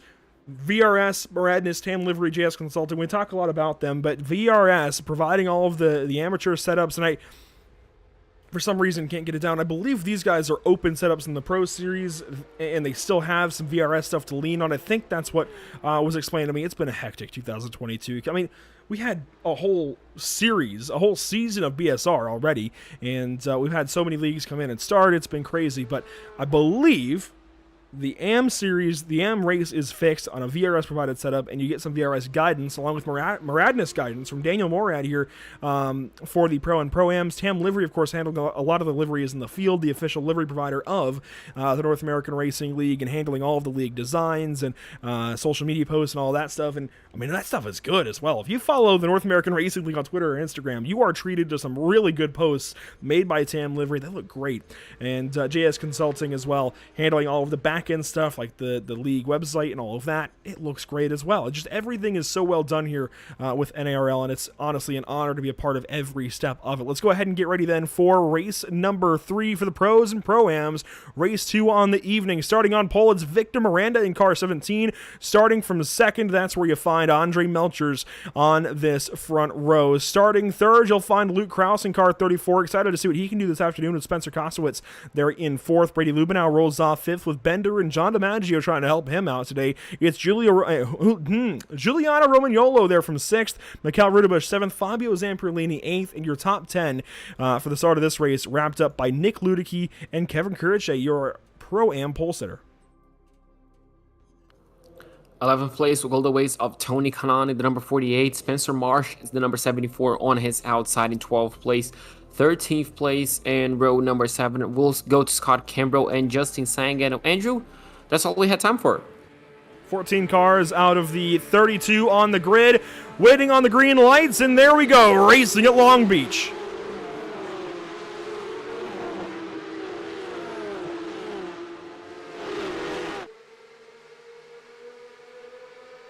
A field of 30 down to turn 1, moving around already. This is going to be fun. Oh, massive crash. Romagnolo, and they all stack up. Andre Melchers turned around.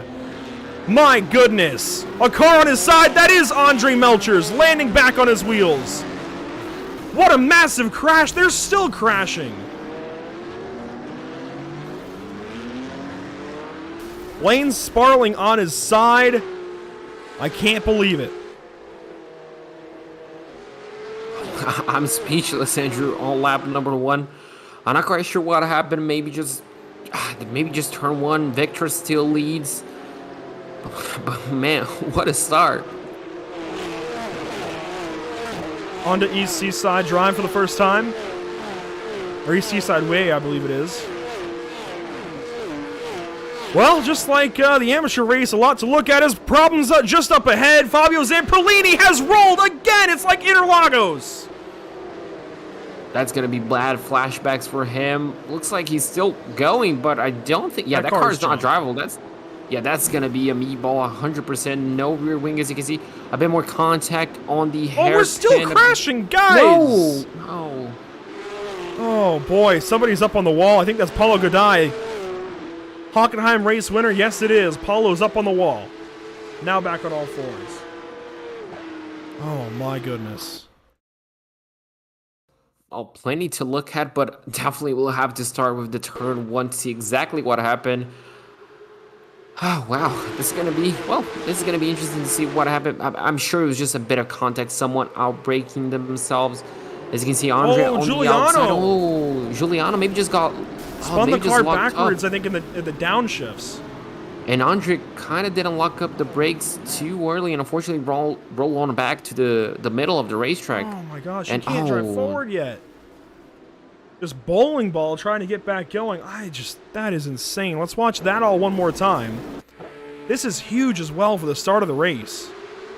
This is huge for the championship, even. Yeah, there's those implications too. Giuliano got a great start, and I think just trying to hustle the car into the brake zone for the first time. Gets on the brakes a little hard, downshifts, and spins the car around right there. Might have even chattered the rears and locked him up. And Andre rolled forward just a little bit. Samsoid got by. Wow.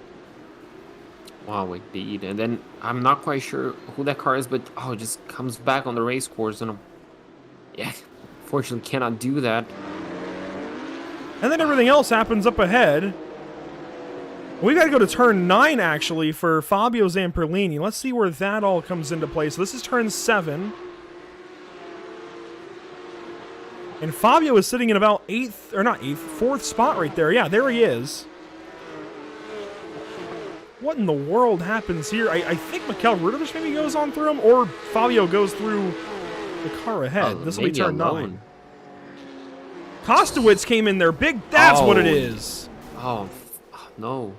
Wow. There's nowhere to go for him as well. He missed a little bit of the apex that could have hurt him, but absolutely just bad luck for Fabio. So it was Spencer Kostowitz with the mistake here. Charges turn 9 and kind of four-wheel slide into the wall there. Catches the tire barrier, turns around. Fabio joins him. Mikel gets a piece. Ludicky got a piece, and everybody else stacks up. Kimbrough, I think, got a piece of the damage as well. Oh, my gosh. And we're already on to lap 3.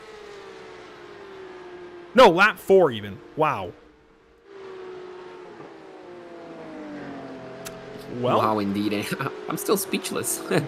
Our top 2 are clear by 5 seconds back to 3rd of Ludicky. This is insane. Yeah, this is insane. The pace from Victor Miranda, Luke Krause is just, insane. I don't think Luke is close enough to maybe just feel safe at this point. Maybe he's just trying to push a little bit to try and get close enough. And even more, it sits down into turn 1. One of the Scotts is involved. That was Mark Scott with contact with Spencer Marsh and Lawrence Zavadil. Mark is wide in the fountain. Alessandro Torchio as well. And there's Andre Melchers back on the racetrack, but let's see, Andre's in 29th, 1 lap down. Everything we had prepared for today, JP, throw it out the window.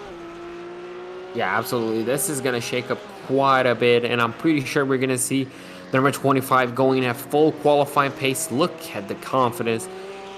I mean, he's just going to go for qualifying pace for the remaining 45 minutes of the racetrack, Andrew. I wouldn't expect anything less if he wants to make up ground and, just essentially have a damage limitation race, just trying to get any points to try and nurse, because Victor seems to be on where he needs to be, just leading the race, and Andre, not where he wants to be. Kostowitz isn't either, back there in 28th, 1 position ahead of Melchers. In fact, just barely on the lead lap, and has just gone purple. So at least Spencer's gotten back out there in his race car. The Vendaval 18 is rolling nicely, as Mark Scott will have to come into the pit lane, it looks like, early. This will not help him with this strategy, even though he's in and gets a chance to service the race car. None of this is what you want from Mark Scott, all of that damage forcing a pit stop. What this does do, however, JP, is give us a Tony Kanaan in the top 5. Yeah, this is going to be a great result if he can hold off to the top 5, maybe not make any mistakes, obviously not getting involved in any instance, but this is a really good start for his race. His qualifying was quite good as well, 11th place, so a good start for his race number 3. And is it any surprise that of all race car drivers in this field, it's Tony Kanaan that got through the start cleanly and is still rolling on lap number 5 of 38 with a good chance at least a top 5, if not a podium. He's got so many races here in the IndyCar series. One would imagine that he's one of the only, if not the only driver in this field with actual race experience here at Long Beach. It's not like a lot of club series come here. It's pretty much just IndyCar, IMSA, and the small, Indy Lights and some other series below.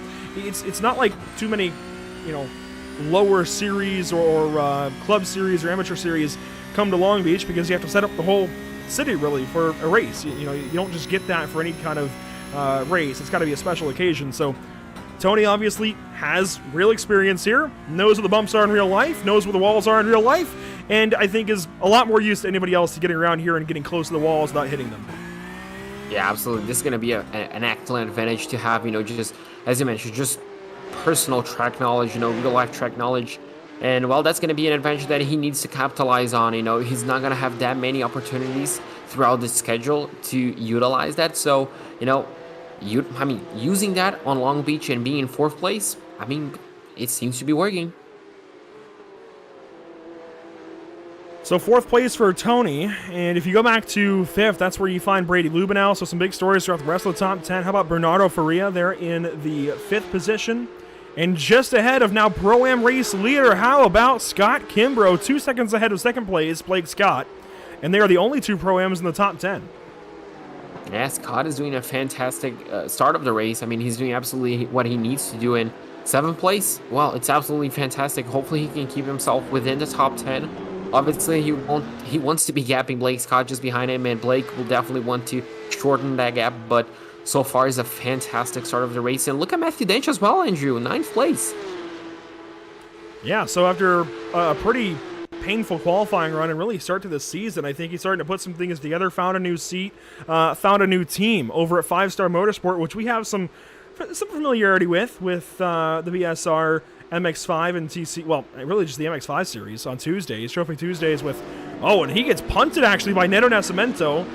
They get back in line, but Matthew Dench with 5 Star Motorsport, a team that we've grown familiar with Jason Cooper and Casper DeCourt and Lars Fischer, joining those guys, and I'm sure not too closely of a role with those guys specifically, but joining them at least under that same banner. Pretty cool to see that familiarity as he runs 10th ahead of Neto Nascimento, and even Samsoid there in 11th, who's got some damage. Yeah, he's doing a fantastic race, and he needs to keep that up, as you mentioned. Samsoid with a little bit, I guess that's a lot of damage, Andrew.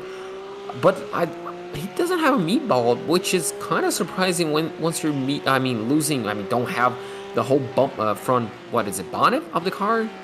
I guess you can say the trunk. Well, we would say hood, or yes, the hood, front. yes. Front would work. Yes, front trunk. Absolutely right. I'm glad you kind of knew that term. So yeah, I'm kind of surprised he doesn't have a meatball, but luckily for him, he can still keep going and trying to challenge those guys up ahead, but I'm sure he's going to have that damage fixed once he hops into the pit for strategy. And this is another good point, Andrew. What's going to be the strategy? It's not going to be as much fuel saving as we saw in Daytona, but I'm pretty sure for some of these drivers that are battling for position, that could definitely be a real possibility. And I don't think we're going to see the number 17 just losing, the lead over fuel on the last few meters of the racetrack. Yeah, I think you're going to have to suck it up and fill up with a lot more fuel today, especially with the damage. You want to just take more fuel and get more repairs while you're fueling anyways. Actually, I wonder. I don't think damage actually gets repaired during fueling. Most road series don't like when members are over the wall with fueling happening, so yeah, actually, I think reflecting that, you probably don't get any damage repairs while fueling the car, even in this Porsche 911 GT3 Cup car, so you're likely left to trying to decide, do you want to get damage repaired? Do you need it? Is your wheel on straight? Do you take a fast repair maybe? There's a lot to try and decide, and likely for these guys, they'll take a fast repair, but then that puts them without a fast repair if they get into any closing battles later in this race. Yeah, absolutely. It's going to be an interesting challenge. Obviously, some of the drivers we already seen, they went through their fast repairs. I say that. I think they actually might have 2 today because it is Long Beach. Oh, there we go. So that's going to be, a good thing to have, obviously, as many fast repairs as possible. Not, obviously, 2. If you're going to go down to the pit lane, especially on Long Beach, that's going to cost you a lot of time. So it's not going to incentivize drivers to go for bold moves, but definitely going to help them if they get involved in any sort of instance. But yeah, it's going to be an interesting challenge to see who's going to take their fast repair and when, but hopefully we don't want to see anyone else taking fast repairs throughout the race. Joshua Lewis into the fountain.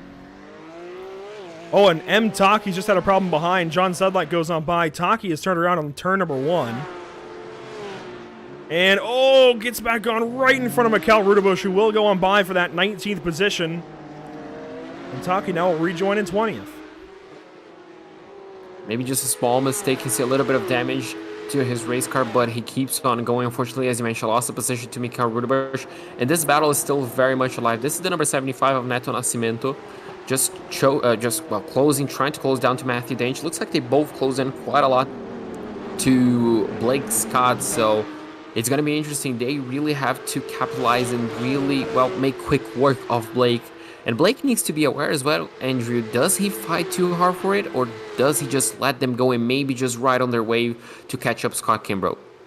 Well, Blake has dropped 4 seconds back of Scott Kimbrough, 3 seconds or so actually. So he has lost touch with car 117. I would say maybe just go ahead and get into a rhythm. That said, Lawrence Zavadil is just behind these guys in the 12th position, so Lawrence isn't that far back actually of having a chance to run up at Blake Scott. He's got David Sampson ahead, and even it looks like Fabio Zamperlini there as well. Granted, Fabio was a lap down. Actually, Fabio was 2 laps down. It's just heartbreaking. Once he got a good start, and looks like another driver. That's Joshua Lewis for Chicken House Racing. It looks like that's down into turn 1 once again, Andrew. So quite a few drivers, not only in the amateur race but also in the Pro-Am race, are being caught up by that turn 1. So maybe something happened during braking. Obviously, it could be contact as well. But turn 1 seems to be the hot instant spot for these drivers. It is the heaviest braking zone, I think. Certainly the longest straightaway on the racetrack, or at least the longest period of on-throttle time. So it makes sense that the heaviest braking zone would be the biggest issue for Porsche 911 GT3 Cup cars. It's a GT3 car base, but no ABS, which is the biggest difference. Obviously, GT3 homologated cars in the world run with anti-lock braking. These cars do not. They're a class of their own. And that is a big, big challenge when you're moving this much car around the racetrack but don't have ABS to lean on. Miranda still leads. We're almost 15 minutes into this race. Luke Krause, second place. Nick Ludicky there in third. And TK, Tony Kanaan in fourth, just holding steady. And look at that. A lot of damage for Ludicky as well. Yeah, so just like David Sampson as well, missing his hood. So I don't know. Did that happen on lap number 1, Andrew? I don't remember seeing him. I don't recall seeing that until now, Yeah. but it is possible. And it's possible that he got most of the damage from lap 1 and then maybe just tapped the wall again or tapped the back end of a lap car. And iRacing finally decided that it was over the threshold for the hood to stay on there. So certainly plenty of possibilities as we see a pit stop here from Laue Santi in car 133. This seems early to be for a scheduled fuel stop, but maybe it's within the range of possibility. There are a lot of braking zones, a lot of places to try and save fuel, and that was fuel only. Yeah, so maybe he could go till the end. I wonder if he was involved in any sort of battle to maybe just decide. He's in 27th right now. He's 1 lap down, so weird. Only 8.6 seconds. Zavadil, Sampson as well. Sampson. So could this be the lap that just allows drivers to fill up on their tanks and go till the end of the race? It might be. Now Sam Sort will, of course, get that damage repaired. Yep, fast fix for him.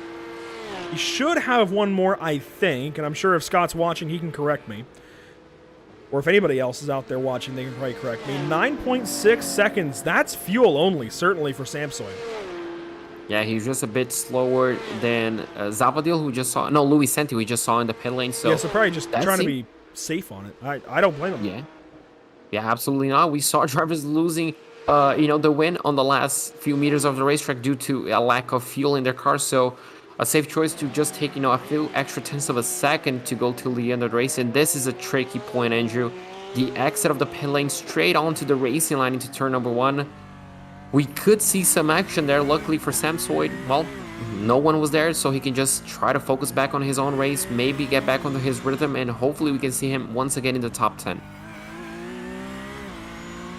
So continuing to ride on board here with the one, the only Samsoid. I just like onboards. I really do.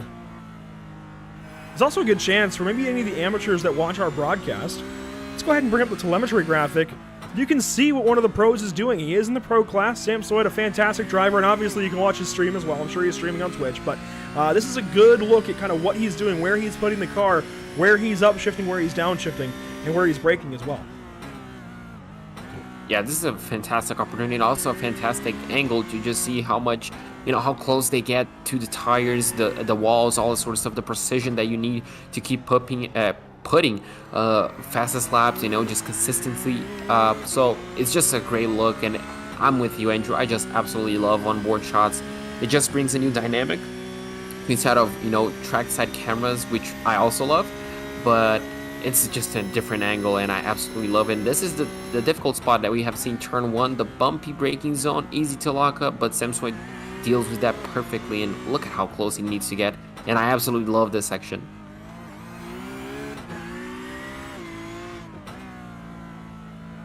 Just watching along here with Samsoid, and I'm actually prepping something for us. Might get a chance to go ahead and check out something that I know that you will like, and a lot of others should like as well. I know. Let's see if I can do this here. That should help us. I know I'm not talking a whole lot because I'm actually hoping I can get this set up nicely, and this should work. So. I've mentioned that Samsoid and TK both stream, right? They have their Twitch stream going on, and that is a big part of following along with Eye of the Driver. Let's go ahead and bring this up now. And we did this actually with the Nortona 500. This is a look at Tony Kanon's stream. Now, it's going to be slightly behind our feed in the sim, but a look at what he's doing, and we can go to one of our TV camera sets here, a look at how he's getting around here and kind of what he's seeing from his actual cockpit. This is pretty cool to see. Oh yeah, absolutely. This is a perfect shot to see, you know, exactly what his reaction are. Obviously, you can see a bit more of his telemetry with the brake inputs and the throttle, also the steering wheel. So it's just a really interesting point of view, and I'll absolutely love it, Andrew. What a fantastic idea and great implementation. And you can see just how tight the hairpin is. You can barely see anything out of the front windscreen. So a really, really good eye to see. And obviously, you can kind of get a little bit of a glimpse of the fuel strategy with that. Yeah, you can as well. I don't want to give too much away, so we might actually go ahead and make it a little bit smaller for him. As oh, it looks like we have an ad coming as well, so we'll go ahead and pull that down for the moment. But what we do want to go ahead and do then is, while that goes for TK, let's go back to our race leader for now, Victor Miranda, and let's theorize, because we've seen a few more cars make pit stops. It looks like, let's see, who was most recent? Spencer Marsh has come in 9.3 seconds on the box. And the leaders, no changes up there. It seems like they're holding to their guns here. They don't want to pit yet. They're waiting much longer in this race. That matches up with what we usually see. They tend to wait until this mid-section of this race, this middle 10 minutes, from 30 minutes to go to 20 minutes to go. That's where we see a lot of pit stops made. So we'll see if anybody comes in. We'll see if Samsoid can go to the end maybe.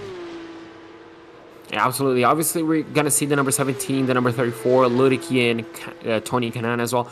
They're going to come in at the last possible minute, the last possible lap, unless they're coming to heavy traffic.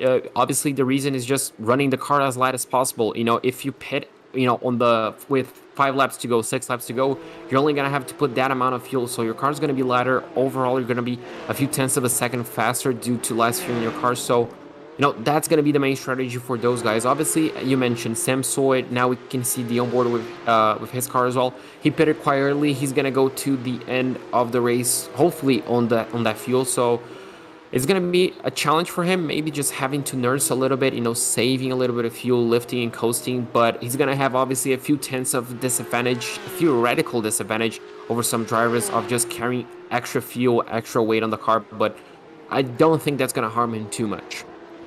A big shout out to the streamers in this series. I know there's more than just Samsoid and Tony Kanaan that stream their perspectives, but it is so cool to see this kind of crossover and be able to watch their stream, see what it looks like from their point of view. And here comes Samsoid into the hairpin. And like you said, JP, there's not a whole lot you can see. You've just got to crank the wheel and hope you've got it lined up, get back on the power as soon as you can, but not hit that wall on exit.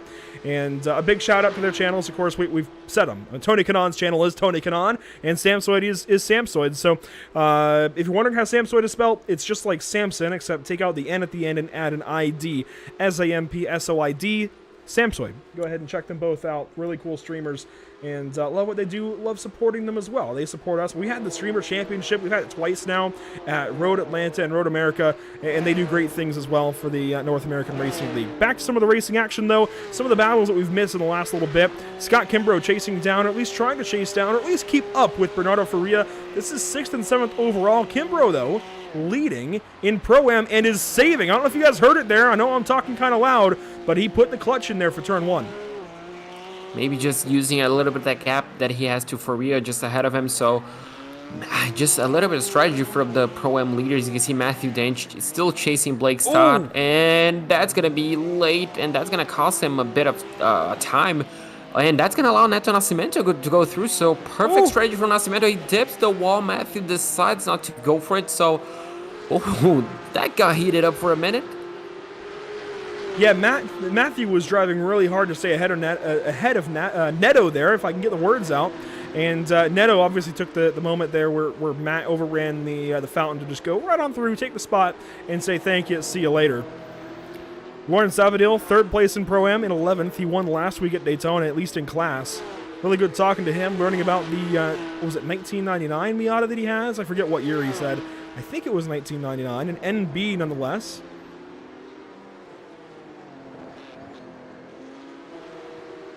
And you know what? I had a great experience with some Miatas this past weekend at Carolina Motorsport Park. Going out there with the Lucky Dog Racing League, which is actually West Coast based. I know a lot of drivers here in this series are West Coast as well. But West Coast based Lucky Dog Racing League, a real series. And we've actually had coverage previously when their series was broadcasted on the Sim, Lucky Dog Sim Racing. And fantastic series. Love everybody over there, Kathy Fuss and everybody else. And was out there with David Levine Racing and being at a real track. I know we have all this virtual racing. Being at a real track and meeting those people again is so much fun. I really hope. I know we have the special events here at the North American Racing League on iRacing, but Scott Reister, if you're listening right now, what we need is a meetup in real life. I want to meet a lot of these people, at least, everybody that we can get to any one location. We have got to meet a lot of these people, I think. Wouldn't that be cool? Have a nice little maybe impromptu pit stop TV coverage of it. I mean, it'd just be so cool to meet some of these people, meet some of these drivers that, we talk about so much, and we talk to when we can, but to learn about these guys, to meet them would be so, so cool. Oh, absolutely. I would love to meet some of the Brazilian drivers. Obviously, that's the easiest choice for me and for them as well, obviously being on the same country. And obviously a bit of the South Americans as well. I know we have a few Argentinians, I think, one from Uruguay as well. So, we're all close together. So, it would definitely be nice. Hopefully, I'm pretty sure a lot of these Brazilian drivers would love to go watch F1 on Interlagos later this year. So, who knows? Maybe, until then we can meet up. But yeah, it surely would be fun, Andrew. Continuing on here, we're on board with Brady Lubenow in 5th place. Oh, what a problem. Scott Kimbrough, Blake Scott, actually not a problem. They're pitting. How about this? Oh, pitting at the same time as well. It's going to be interesting. So Scott Kimbrough, 10.9. So he was saving, wasn't he? So that's a little bit of a longer stop as well. You can see Scott with a 9.6. So much, much quicker. And they'll work back out of the pit lane. Empire Racing, Scott Kimbrough has been so good the last few seasons of North American Racing League action. Continuing that so far this season with the Porsche Cup cars. And now he's got, I think, a more defined class of drivers to race against. Sometimes dividing classes up can be kind of detrimental. As Blake Scott's got a problem. He's around in turn 1 trying to get back onto the racetrack out of pit lane. And will finally do so. But sometimes dividing classes can go kind of poorly, right? Because you only have so many drivers, you divide them up, and you get smaller classes. And sometimes it works against you. But whatever Scott Reister and company have done, and all the partners that we talk about week in and week out with the North American Racing League, what they've been able to do, bringing in all this attention, bringing in all of these drivers and all these new teams. I mean, Vendaval Sim Racing is a big part of this series now. Maradness is a big part of this series now. You've got Giuliano Romagnolo, a big part of this series. Unfortunately, a negative part of this series today just because he had that mistake in turn 1. But it's just been so cool to see everything that's gone into this series and how much growth there's been in the last few months alone. From the end of Season 2 with the Streamer Championship in January, so many drivers have been added, so much attention has been generated around this series. Dividing the classes, JP, only allowed for this series to grow, which is usually not how it works. But it's allowed this series to grow, and while, yes, each series has grown, more drivers are added in every case, I think much more refined and much more, how do I put this, much more accurate classes have been made, and these guys are able to have really good battles, and Scott Kimbrough is shining along with Lawrence Zavadil and Alessandro Torchio, who is actually in the top 10. How about that for Alessandro? Yeah, absolutely. The classes have been, I guess, spot on. Obviously, you can always improve a little bit, and I'm pretty sure they're going to be improving for next season, but so far, Andrew, the battles have been absolutely excellent. The drivers pretty much, not a clear divider, you can say, like from, let's say P1 to P15 is going to be all pro, but we do have, obviously, as we're used to in NARL, those pro-Ms that just shine in one racetrack, which is really nice to see. So, it has been absolutely spot on. I cannot wait to see what else they have to improve, but I absolutely love it. As you mentioned, Torquio, perfect on top 10 so far, obviously due to strategies, but so far good pace from him. You can see a few extra drivers navigating their way through the final sector, even more battles happening. And so we have someone else in the pits. That's going to be the number 147. Just something that I was noticing, Andrew. Maybe we're going to have a battle soon for 4th place. Tony Kanaan and Brady Luminow might be going for it. We could have that very soon. Aaron Laws into the pit lane there in 16th. Tony Kanaan is maybe under pressure. I think, yeah, definitely under pressure now from Brady Lubinow. And this has got to be cool for Brady. We've been familiar with Brady for a few years now at Pit Stop TV. And in fact, on this day a year ago, or was it 2 years ago? Actually, I think it was a year ago. The league that we know these guys from, good save there out of the hairpin. The league we know Brady Lubinow and those guys from, we had a broadcast with them exactly 1 year ago today. It was at Bathurst. And you might recall that one, JP. I think you were on for that one? Yes. Yes. That was a year ago today. That popped up in my Facebook memories today. And now this guy is going against Tony Kanaan at Long Beach, a track that Tony's got tons of laps at, multiple real-life races with the IndyCar Series, and I'm sure maybe even some IMSA starts here. This has got to be so cool for guys like Brady, being able to go toe-to-toe with potentially one of the guys they look up to in all of motorsport. Yeah, absolutely. And at this point, Andrew, he just has to shake that off. Absolutely. He just has to think, well, that's another competitor. That's another driver that I have to go around. I don't care who he is. Because if you just get, I guess you can just dwell on that fact that, it's Tony Kanaan that I'm racing. You could get distracted and your race could end. And this is exactly what he needs. He needs to push that driver, whoever he is, if it's Tony Kanaan, if it's just another driver, just to their limits, trying to force him into a mistake and just try to get through it. You can see he's forcing Tony Kanaan to go defensive. So the pressure is working for Brady Lubinow, and I'm pretty sure he doesn't plan on yielding that soon. So this is going to be a really, really interesting battle for 4th place. And, it's only going to get better. And here's TK's stream. Now, he's got a mirror full of car number 11 right now. This is a pretty cool battle to see, and it's bringing Bernardo Faria into the conversation as well. Car 91 is catching both of them. As they'll work back to turn number 1. 20 minutes to go. No pit stops out of our front runners. In fact, the top 11 have stayed out. Mikkel Rudebusch came in early for damage repair, as did Reed Gibson. So the highest of any of the front runners that have pitted and got back out there is actually 15th spot, Scott Kimbrough. Way back there. I mean, this is interesting how this race is sorting out. I wonder when these guys will finally pit. Obviously, they've had chances to save fuel. A lot of braking zones here at Long Beach will maybe give you that opportunity. Clearly it has. Yeah, absolutely. You can see probably Brady Lubinow is not saving as much fuel maybe as he wants to, just trying to get that track position, which we know it's just so important in some racetracks just like this. So maybe the fuel saving has already been done. This is the phase where you just attack, where you're close to the fuel, just close to the pit stops. You're just running out of fuel. You only have 2, 3, 4, maybe 5 laps remaining. So you just attack, and the fuel that you saved, essentially you can use it now or just use it on the pit lane. But this is now a 3-car battle, Andrew. Looks like Lubinow has a bit of damage, and there we go. And Bernardo Faria as well. How about that for these two coming in? Leaving TK out there to dry. Lubinow comes in. Faria comes in. Will anybody else come in? This is interesting. Neto Nascimento, does he go by the pit lane? Yes. Matthew Dench as well. How about Lawrence Zavadil? He keeps going. Alessandro Torquio, I think, is still out on the racetrack with the Juncos Porsche. So really just those two that come in. Yeah, those two. I'm pretty sure Faria was just following Lubinow at that point and don't think it was planned, and he's going to jump Lubinow just due to maybe the fast repair, Andrew. I dare say maybe just that made a little bit of a difference.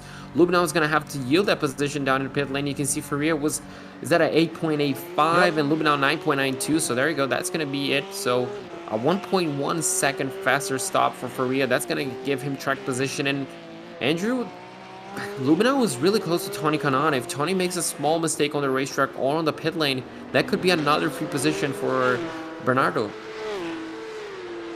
Mark Scott is in. He pits out of about the 18th position or so. Was right up there with Blake Scott. So now your highest of the drivers that have pitted and got back onto the racetrack are, Bernardo Faria and Brady Lubinow. As Mark Scott takes a 10.62 second pit. And TK's in. So strategy is getting thick. TK is going to come on in. How long is this stop? I mean, that changes, I think, the entire dynamic of the top 10, really. Shake everybody up and put them in a different order. We'll see how long TK is in the box. 9.63. That's longer than Faria, but shorter, just shorter than Brady Lubenow, and they're coming up next. How does this sort out? We'll see them go by on the course there, well, the front stretch. There's Bernardo, I think. Nope. There's Bernardo Torchio. Ooh, that's going to be close on the exit of turn 1. And TK's got to take that wide entry, so TK does lose those two spots. And there's Mikkel Rudebush as well. Mikkel gives that spot back up. But a long pit lane time for Tony Kanaan relegates him to 10th place for now. Still a lot to be sorted out. And pit stops now from Luke Kraus. So, yeah, Tony's going to drop to, what, 6th place? You can see now 2nd place, Luke Kraus comes in. So, it's just going to be a matter of time before the rest of the top 10 dives into the pit lane. And it's going to be interesting to see how much fuel has Luke saved. Was he running on full pace, or was he just, holding back a little bit? See Kostowitz in the pit lane. Unfortunately, he's well out of this race. Luke Kraus. This is important to watch. Bit of a long stop. 10.16, and then gets rolling and a bit slow out of the box as well. Oh, and he's playing the gear game. That's dangerous. It's important for 10ths. I can't blame him, but that is dangerous to do. You can sometimes go a little too fast. It's 42.66 in the lane. That is right on par with Lubenow and quite a bit slower than Bernardo Faria when you break it down. Oh boy, pit lane. It always does this to us. This is why we're called Pit Stop TV, in case you're wondering.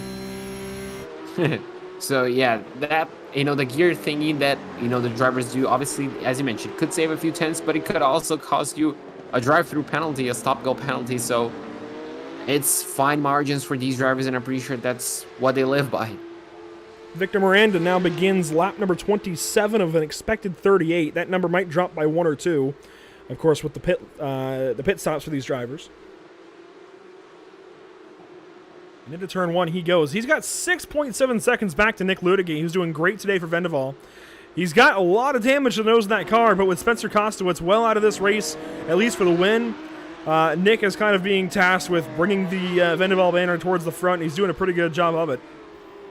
Neto Nascimento there as well in third now with the advent of pit stops, kind of the way things are cycling out. You can see Matthew Dench just behind car 75. And Lawrence Zavadil now into the pit lane. So there you go. That's another Pro-Am driver to dive into the pit lane. Torquio looks like he just keeps on going. So it's just going to be Zavadil this lap. So it's just going to be a matter of time. Just 3-4. Luckily, injured is not the 20 seconds that we're kind of expecting, but just 9.93. So under 10 seconds, that seems to be the bar the drivers are aiming for. If you're fuel saving, I guess you can go under 8, but I don't think we're going to see too many of those. Lubenow and Faria are still so close. Here's a look at them through the fountain. And this is now for 7th with more pit stops to come. Sedlak, it looks like, is in. Yes, he is. Joshua Lewis as well for Scuderia Chicken House. Scott Kimbrough is slow on the racetrack. Oh, I guess just going through the fountain. I see those low live speeds, and I start to get concerned as here's Ludecky now in the pit lane. Pitting out of 2nd place. Granted, I think he was running 3rd before pit stops began, so we'll see where he cycles out. He's probably going to cycle back into 3rd place, as you can see. I guess just the leader yet to pit, right? Neto is finally in. Matthew Dench keeps going. And Alessandro Torquio still has to pit. So, 9.45 there for Nick Ludecky. Let's see how it goes for Neto.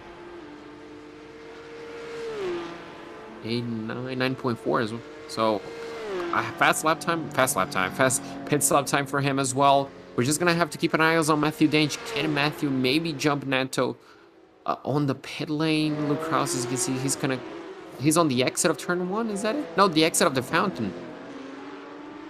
And Luke Kraus should start right back into 2nd place here. He's out in front of Nick Ludecky for 3rd. Well, Ludecky goes 3rd, now has that fixed front end of the race car. Alessandro Torchio comes out right behind Nick Ludke, so it's a good thing Nick was able to stay ahead of the 173 and not impede himself. Nick Peterson pits. Bernardo Faria keeps that spot over Lubenow. They should pick up at least 1 or 2 spots, and here we go. Victor Miranda finally on the pit lane. With a good gap that he already had down to second place, he could take a safer stop, Andrew. He could take more fuel and just be safe till the end. I don't think he'll do it. I think he may even underfuel the car a little bit. We're just going to have to wait and see. 8.1. So, yeah. That's just going to answer that. Stop. Yeah, so I wonder, was he just fuel saving the whole time? He probably knew he had the pace over Luke Krause. He just started fuel saving, but 8.1. Dench is finally in. Well, let's see Victor Miranda. Does he keep in the race lead? That is a Scuderia Chicken House car right behind him. Oh, and one of the Scots came in just behind him as well. The distance is 3 seconds and change. Alessandro Torchio now is in as well. There's car 173 as Matthew Dench will rejoin the field. Where does he come out? He's going to drop to 6th. Tony Kanaan goes by 7th. Mikkel Rudebusch by 8th. Mikkel's got a pit, though. Yeah, Mikkel's still yet. No, he did? He pitted, but for damage early on. Where he was in all that melee on lap 1, so he still has to pit for fuel. Oh, and Victor Miranda, problems! You're kidding me! He has just lost the race lead. Luke Krause goes on by. Massive drama. Ludicky is all over car 17. Oh, that's going to be... Well, that's race changing already. That's... Oh, with 11 minutes to go, the gap is 4 seconds, so... If he underfueled the car, hoping to have a nice and safe and easy, finale of the race, things have just shooken up quite a bit. And unfortunately for the number 17, that just might be his chance of victory done. And, well, under pressure from Nick Ludicky, you can see Nick really pressuring the number 17. And I wonder, Andrew, could that damage hurt his suspension or, just hurt his race car too much to be, well, way off the pace? Well, let's find out just how hard of a hit it was. This will be the replay here for car 17. Victor Miranda left the pit lane. This is his out lap in the race lead. And that is one of the Scots just behind. In fact, that is that Blake Scott or Mark Scott? It looks like that was Mark Scott. So what happens here? That's turn 5. They'll work towards turn 6.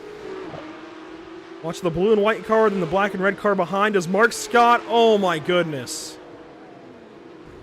And Victor stopped, went way out of his way to miss, gets rolling, no damage, but lost all of that time. Oh, and Bernardo Faria just had a problem. Oh, no. Bernardo Faria battling with Brady Lubenow, and I think Brady Lubenow has gone with. Brady's dropped down to 7th spot, losing positions to Tony Kanaan, Matthew Dench, and Scott Kimbrough. Where is the issue here for Bernardo? Bernardo was actually well ahead of Brady. Everything that's happened... wow. Matthew Dench also jumped in Neto Nascimento on the pit lane, but... And Kimbrough, I think, is dropping out of the session. I think connection issues for Scott Kimbrough. Now he loads back in. He's in 6th.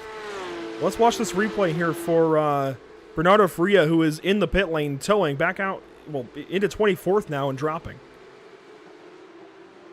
So down into turn number 1. I wonder if the mistake happens here. Oh, yep.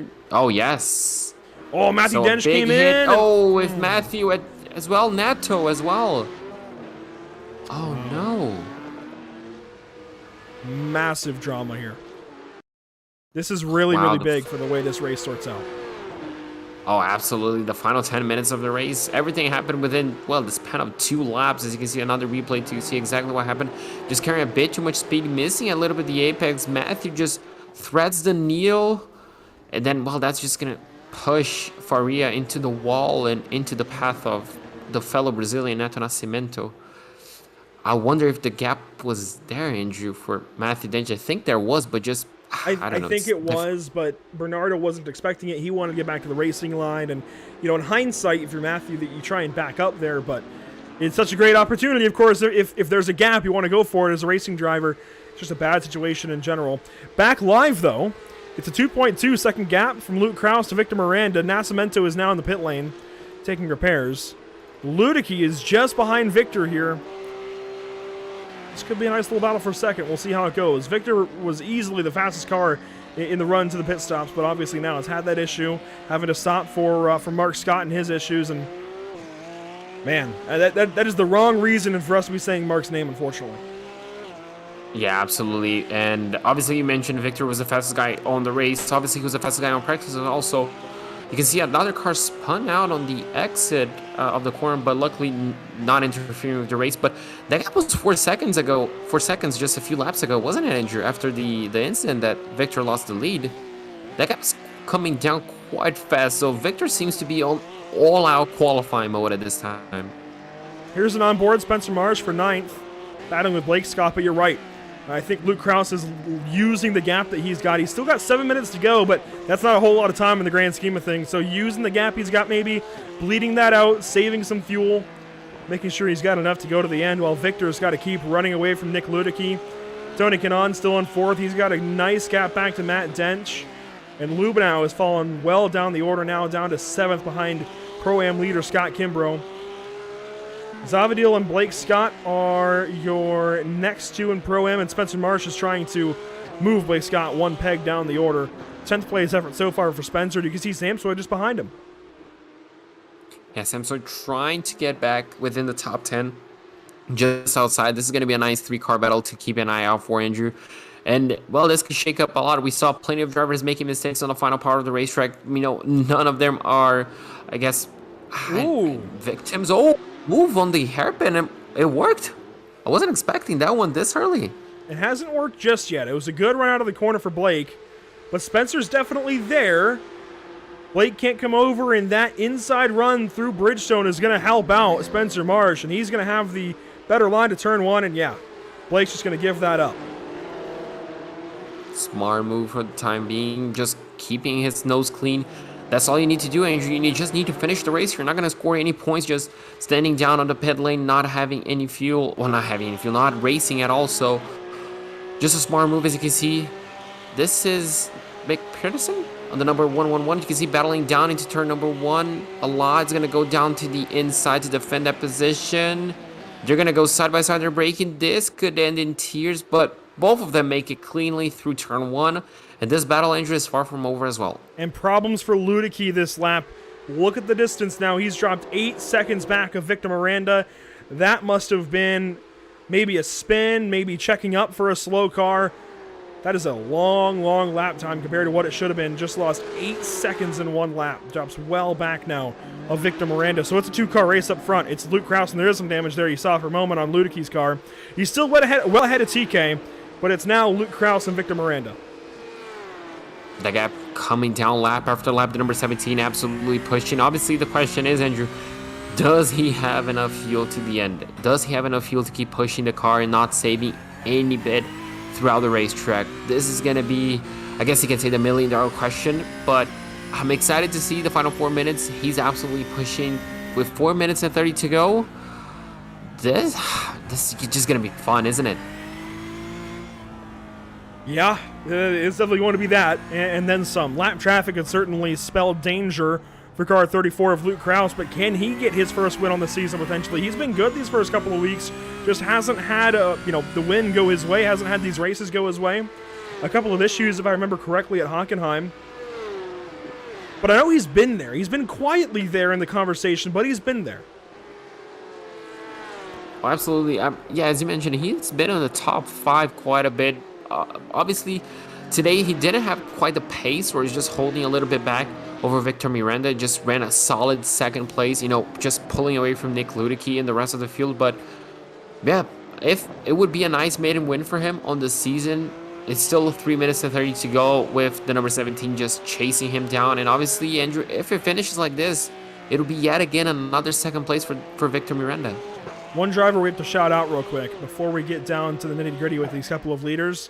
Spencer Kostowitz. He is battling here with Aaron Law. This is for 15th on the racetrack. Kostowitz, after that tow on lap 1, the issue with Zamperlini that led to Zamperlini rolling for the second time that we've seen anyways in this series. He's up to 15th almost. Can you imagine if Kostowitz walks out of here in the top half of this field? He's actually in the top half of this field now, and he's going for another spot just ahead. He's actually inserted himself into this battle with Peterson a lot. He's past the 111 of Peterson and is trying to get to 147 before the end of this race. 3 minutes to go. 3 laps to go for these drivers as well, and he's got the spot. Yeah, he's got the spot. You can see a lot not fighting too hard. He just goes through it, and absolutely, that's commitment, Andrew. That's a great thing to see from Kostowitz, you know, just pulling through the mistakes. It was his own mistake that led to Fabio's crash, and obviously his crash as well. And this guy as well, I was just going to mention, you know, Andre Melchers as well. You know, he has a lot of damage to his Porsche. He has not given up whatsoever, which is really good to see. He was in second place. He started 15 laps down. Yeah, 15 laps down. Not the greatest, but, you know, he's still in the racetrack. And Not the greatest. That's what it He's counts. the last car running. I have to take a very different stance. I'm sorry. This is disaster for him. Well, yeah, I agree, but, you know, I'm just giving him props to That's just fair. keep on the race. That part is fair, yeah.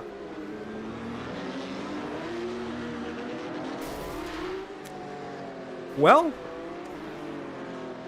Andre Melchers. 2 race wins, Hockenheim and Daytona. Would you have bet that he would finish 29th, 15 laps down? Because I wouldn't have. No, absolutely not. I was expecting this, you know, Victor Miranda and Andre Melchers just going for it with 1 minute 30 to go, but unfortunately that did not happen. And what did we talk about in the beginning of the race, Andrew? That the championship standings could flip, you know, on their heads. I'm sorry, I'm going to be entirely honest with you. I brain faded for a second. There's a battle with Aaron Law and Nick Peterson still going on. I was watching timing and scoring in case we had to go to it. Peterson does not have that spot yet. Go ahead, though, JP. I was just mentioning that we talked about the standings, how they could flip on their head, and, well, Yes. they were flipped pretty much on, well, turn number one. Yeah, Giuliano Romagnolo, that braking issue. We haven't talked about him since pretty much that issue. But Giuliano, he's going to drop well down in the order as well. It's already not been a good season for him, but 31st position tonight, not going to help him certainly at all. And unfortunately, that takes guys like Andre Melchers and puts them in these positions. The issue for Bernardo Faria, the issue for Neto Nascimento, dropping them well down the order. Fabio Zamperlini, Rafael Bonificio as well. So many drivers with big issues here at the start, really going to change their seasons. And these guys are keeping their runs intact. And I think Kostowitz as well, you have to applaud the effort that he's put in to drive back up into 15th. That is the kind of thing that a season is made with, right? Obviously, those front finishes, they earn you the bulk of your points, but keeping in a race, minimizing your damages, and driving back into the top half of the field like Kostowitz has done is so important. We should get the white flag this time, presented by Whiplash Sim Cams, and yes, white flag is out. So the final lap for these guys, final lap for Luke Krause, just hold on for the number 17. Final lap for Victor Miranda to try and put a chase. You can see him looking down the inside, too far away at this point, but just trying to fill up the mirrors. You can see a good run out of turn number 1. And Andrew, this is all or nothing essentially for Victor Miranda. This is his shot of, well, it once was a dominating victory. Now he has to fight for it. It would definitely be redemption here for Victor in the final lap. Through turn 5 already, that car was up on the curbing. A little bit slow as they work back onto West Shoreline. Now it'll be Pine Avenue. Lap traffic ahead. In fact, I think that's Aaron Law and Nick Peterson. It is. So a heated battle in front of these two is only going to slow each of them down. Luke Krause in turn 8 onto Seaside Way. He's got lap cars just ahead, battling for their own positions here in the final stages. Of course, they want to stay on the lead lap anyways. Whether they finish ahead of one another, that's its own thing, but they want to be able to battle for that last lap. They want to keep after it. Final couple of corners. Through turn 10, Luke Krause with one of the best, bearing down Autumn. Nick Peterson slowing him down just an ever little bit. It'll be right on the checkers. Peterson sideways. He's going to lose the lap. And oh, there we go. Law gets out of the way. Going to end his race as well. And it's checkers for Luke Krause. Victor Miranda has got to be so disappointed with that issue with Mark Scott earlier on. The run for the Pro-Am win, that's going to go easily to Scott Kimbrough by 8 seconds. Absolutely. That's going to be joy for the number 34. Heartbreak for the number 17. Nick Ludick is going to finish in 3rd place. He's going to be happy. Tony Kanaan finally getting a break from bad luck. He's going to finish in 4th place ahead of Matthew Dench. Brady Lubenow and Spencer March is going to be the final pro drivers. And Zavadil and Blake Scott, Andrew. We have a whole podium, a whole Pro-Am podium in the overall top 10. We should get to talk. We should get to talk with Kimbrough and Zavadil. We should also get to talk with Luke Krause and Victor Miranda. Very exciting day here at Long Beach.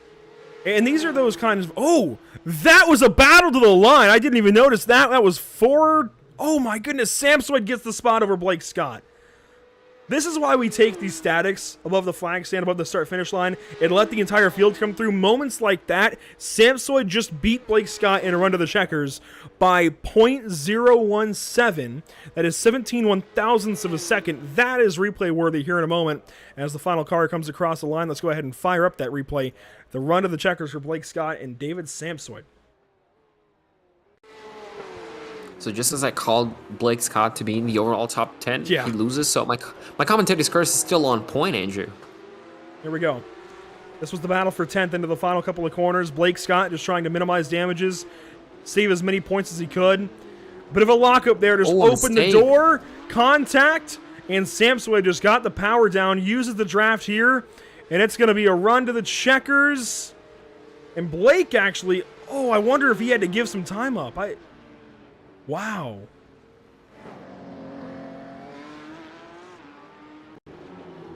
Wow. That's as close as it gets. Absolutely. Ugh. This is going to be heartbreaking for Blake Scott. It's going to be joy for Samsoid as well. You can see the small self-inflicted mistake. Just, oh, that's going to be, well, that's going to sting him in the morning. Just a bit of contact as well. And I wonder, Andrew, does he run out of fuel? Maybe just miss time to shift? Yeah, he's running out of sputtering. fuel. You're right.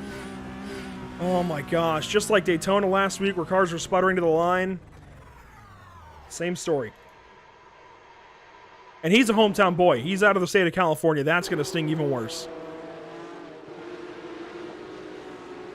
One more look at it here. Wow.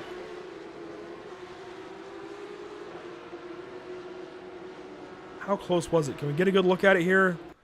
Okay, well. Was trying to get a good look at it. We still can. So close to the line. This will be a good view. And JP, this is what seasons are made of sometimes. These little points that go one way or the other. It's a matter of literally 1 or 2 points here for Blake Scott, I'm sure. Likely 1, I think, with the way the points break down. 1 point potentially for Blake Scott could be what holds him out of another position in the amateur point stand or pro-am point standings, and it comes down to this close across the line. It doesn't get any closer than that. I mean, I guess I'm inclined to say it can because we saw it getting pretty close, but yeah, you know, as you mentioned, you know, sometimes that 1 point could decide your championship, could be the difference. Hopefully that won't be the case, but it could certainly be as well. And you can see Samsoid is checking it out. He's looking the same way as we are. Oh, just look at how close it is. It's actually good that we get to use this as a great example of just how close that is at the line. That is so close for that position. So close. So congratulations certainly there to Samsoid getting that spot. Coming down to a matter of inches across the line. And it could change things for Samsoid as well to really help his season. So just as much as it could hurt Blake in his season, that little bobble on the fuel, it could absolutely help Samsoid. We talked about him joining the top 10 in points. Could you imagine if he gets maybe a top 5 or even a top 3 in the point standings at the end of the season, and it comes down to these few points at Long Beach, making the difference here? Let's go ahead and bring in our race winner. Race number... Actually, no, it won't be a race winner just yet. We're going to go ahead and get Victor Miranda first off. Somebody that I know was going to be rather disappointed, JP, but he's headed your way. Então, Victor, cara, não posso nem expressar o que eu tô sentindo como comentarista aqui, mas eu quero que você se expresse como piloto. O que aconteceu, quão perto foi e como foi a corrida. Corrida muito difícil, né, João? A gente já tinha falado na semana passada, ia ser uma corrida de muito controle de temperatura e pneu aqui, principalmente. É uma pista muito traiçoeira, qualquer erro, qualquer superaquecimento de pneu ia custar talvez a corrida, ou algumas posições no mínimo. E a estratégia ali para fazer a pole e se manter na frente deu certo, né? Deu certo. Eu pulei logo na frente, tentei abrir um pouquinho do look e mantive ali pelo menos o pace, basicamente economizando um pouco de combustível e pneu. né? Acho que tava tudo certo. E no final eu tomei um toque de um retardatário saindo dos boxes ali, que custou a minha corrida, né? Amassou um pouco a minha traseira, perdi alguns segundos, quase que o Nick ainda me passa.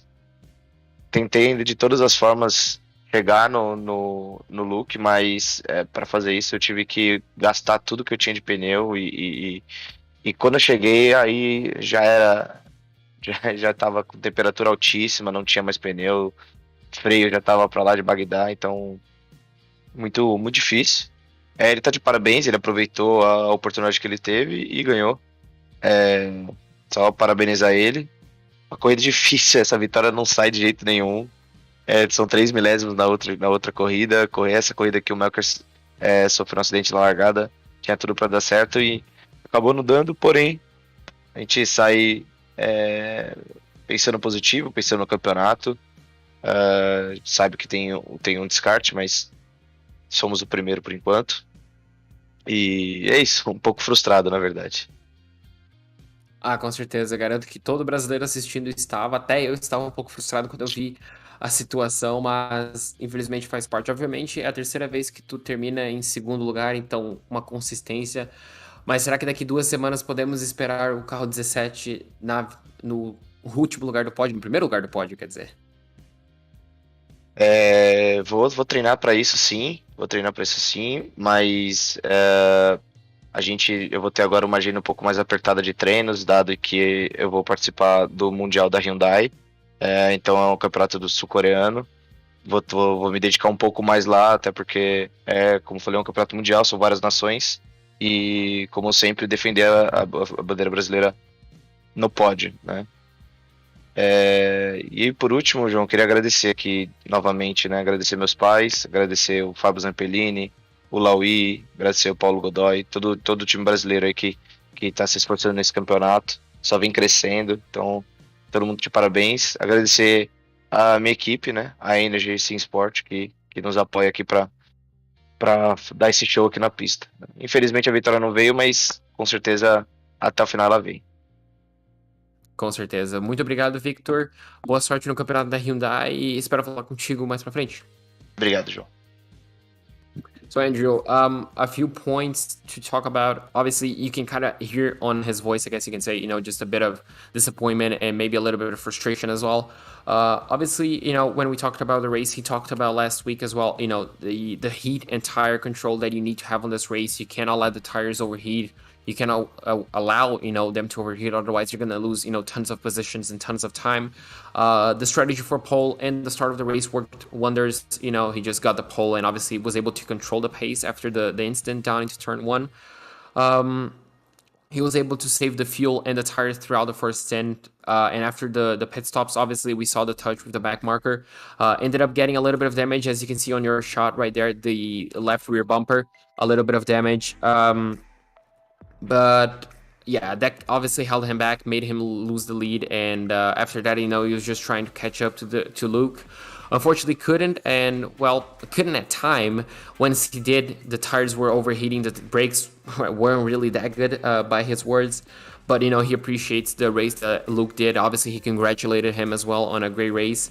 And kind of frustrated that the victory, still not coming. It was by a few thousandths of a second around Daytona and just a few tenths of a second around Long Beach. But he's positive that will happen. Obviously, through the future. Obviously, I mentioned a couple weeks from now. He said he's gonna have limited practice due to participating in the Hyundai World Championship. So that's gonna be nice for him to represent the Brazilian flag around there. So. That's just nice, and hopefully we can see plenty more of Victor and plenty more victories, because he's definitely confident that will happen until the end of the championship. Good to talk with Victor as per usual. Obviously, appreciate your effort here, JP, with the Portuguese. It really does help us a lot. Get to talk to these guys. Victor gets a pretty good finish, I think, at the end of the day. Not what he wanted, obviously, but we'll go on down and talk now with our... Let's see, I guess we'll get Scott Kimbrough winning in amateur. And Scott, how about this? We're talking to you, I think, for one of the first times that we haven't talked to you all that often here in North American Racing League competition, but we always talk about you. You're always in the picture, somewhere, somehow. That 117 is always some kind of relevant to these battles. And today, obviously, a lot of battles just kind of took care of themselves today. Attrition, name of the game. How did you do it? How's it going, Andrew? You don't talk about me very often because I'm not very good, and you talk about my car because Sam Livery does great jobs on the paint job, so kudos to him. But it was grueling for sure. I'm exhausted. This is too much for this old man's heart. And but it was fun. I love the track, and I just tried to survive. I mean, felt like I had decent pace. I tried to give it away a couple times. I messed up qualifying, so I wasn't where I wanted to start, and then locked up going into turn one, somewhere in the middle of the race, which caused me to pit early, get a fast repair. So I wasn't even sure where we would end up after that. Well, I think we talk about you a little more than maybe you think. There's, like I said, it seems like you're in the conversation, especially in this Pro-Am series. This Pro-Am class and the Pro-Am series, and it seems like the classes are a lot more coherent, maybe? I don't know if coherent's the word, but there's a lot more cohesion, there's a lot more competition, certainly, in these battles. A lot more competitive, that's maybe the word I was looking for. How have the battles changed from the GT3 seasons of past to now this Porsche Cup season? The competition here is incredible. I mean, Scott and the team have done an amazing job with the series. The people, the talent that's racing in it, it makes it exciting and fun. This Porsche Cup car is pretty new to me, and so I'm just trying to learn and survive for the most part, and just was fortunate that I'm decent at a place like Long Beach to have a somewhat competitive pace. So I'll just spend the rest of this season trying to learn, a little bit more about the car and how to drive it. So a 1 week break, then it's Hungary next week, next race. How do you prepare for Hungary in 2 weeks, especially with the GT3 season coming up? It'll be tricky, but yeah, the extra week will definitely help us all get prepared for both series, and we'll see how the juggling of that goes, but I'm looking forward to it. Well, Scott, you walk out of Long Beach in victory lane. A race win here in Pro-Am. It's going to do wonders for your season. Congratulations. We look forward to seeing where you go in these next few weeks and see how your season goes as a whole. Best of luck to you. Thanks very much. I appreciate it. Thank you to all the Empire team for all their support and all the practice sessions. It's incredibly helpful, and I love racing with those guys. And thank you guys for the great broadcasts. Hey, thank you for your continued support. That's Scott Kimbrough with a big race win, JP. And what that means is we get to talk to the guy that he comes in ahead of, Lawrence Zavadil, who won last week at Daytona, having to always look at that 117, trying to chase car 117 today. And Lawrence, I think, has reason once again to be happy. Maybe wanted a little bit more, though. So Lawrence, coming in second place, how does it feel? Obviously we all know we want to win on our classes, but second place on a tricky course like Long Beach has to feel good. Well, starting I think 19th down on the grid, and then and 5th in class, and then ending up 2nd in class and 8th overall was a dream come true. I said it last week. I was just like, let's just play it safe, drive safe, avoid any crazy incidents. And everything played out exactly how I kind of wanted it to and kind of expected it to. So I could not be happier. I more or less just wanted to podium this race and came away with a 2nd. Well, and obviously you mentioned, just starting in 19th. How do you balance, just the moments where you need to attack and use the tires and fuel, and the moments where you need to just maybe back off, save a little bit of fuel for the pit strategy and save a little bit of the tires for later on? How do you decide that throughout the race? So I didn't really honestly have a whole lot of strategy there. I was on an island for most of the race, it felt like. It was like 5 seconds in front of me and 5 seconds behind me. So from there, I was just like, let's just run this out as far as I can, kind of pit as late as possible. I did end up catching some traffic and just decided, all right, let's just pit now so that way I don't have to worry about these guys spinning in front of me. So that it was more or less just incident avoidance all race. And with within 2 weeks' time, we're going to be racing at Hungaroring. Obviously, people in the F1 world talking about it as the Monaco without barriers, but after driving Long Beach, could it really be that difficult? Could you compare the race courses? No, Hungaroring's not even close to this. This track is significantly more difficult than that, in my opinion, to stay alive. And how does the practice shift between this race course and a graded course like Hungaroring? Well, for me, this track I wasn't too focused on qualifying pace. I think next race I'll probably focus on being a little bit faster in qualifying, and really, hopefully starting out relatively higher up the board. Well, absolutely. And with that being said, before I let you go and let you focus for the next, then within 2 weeks' time, who do you have to thank? Who do you have to shout out? Shout out to my family, and who I know is watching. Shout out to Rocky Mountain Online Sim Racers. And then I also want to give a shout out to Pascalis Gerkis of VRS.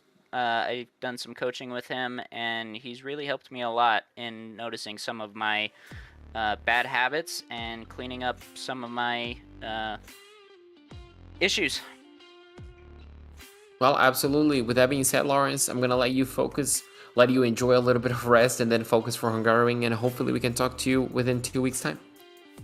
Thanks, man. Have a good one. You too. So, Andrew, that was Lawrence, and well, he sounds pretty happy, pretty confident, and hopefully we can see plenty more of him around Hungary within 2 weeks. Certainly plenty of reasons to be of high hopes for the rest of the season. A really good start for car 124. It looks like Luke Krause has not made the obligations here for post-race media, so let's go ahead and go down and grab Blake Scott, who rounds out the podium in Pro-Am. And Blake, it's been an interesting season, to say the least, for the Scotts getting going here with the new series and the new series structure. How have things been from your point of view for weeks 1, 2, and 3? Yeah, it's taken a bit of time to get back to the podium, but we made it. It was a tough race. I'm sweating. But it was a great night. I had a lot of fun out there. Everyone was driving really well, and I felt like I had great pace and drove very smart tonight, and I feel like it paid off, so I'm happy with my performance. Certainly there's a lot of potential energy here at Long Beach. That could be positive or negative energy depending on how things go. The start, I think, a little more negative, but the rest of the race, as you mentioned, a little more positive. Some pretty good driving standards, all things considered here. I know it's very easy to make mistakes. How hard was it to keep the 166 pointed in the right direction and out of the walls? It was definitely towards the end of the race. It was getting tough with the tire wear and whatnot, but no, with this being my home track, living about 30 minutes away, I've been to the Long Beach Grand Prix. This is a track I'm very familiar with, so I'm glad I kept it pointing in the right direction and put it on the podium. Now, I know you were chasing cars such as car number 48, but I mentioned earlier that Tony Kanaan, he's got laps here in real life, obviously, with the IndyCar Series, probably some IMSA starts, but it sounds like you've been there as a fan to see him race. How cool is that, then, to be able to race against all of these drivers, especially Tony Kanaan and everybody else out there, at a racetrack that you've seen in real life so many times? Yeah, no, it's really awesome. I've actually, been to the Grand Prix while Tony was racing, and, having the opportunity to be in the league and racing with him, on the sim it's really cool. It's awesome to see, my skill level on the sim compared to, an actual professional. But, who knows what would happen out on track. But overall, great night. Super happy with my performance, and looking forward to Hungary next week. What about the battle with TK's buddy David Sampson there at the end? Samsoid certainly giving you a run for your money. It looked like a little bit of contact there from the in the fountain, and then a bit of a bobble, a bit of a sputter there, and you give up 10th place. Yeah, I was actually running out of gas there on the start straight. I think I could have held him off if I didn't start sputtering, but overall happy to have such a clean and fun battle with David. That was cool. Racing comes down to all of those little moments so often. Blake, thanks for your time here. Congratulations at a podium this evening. Best of luck to you in 2 weeks out of Hungary. Thanks, guys. Have a good night.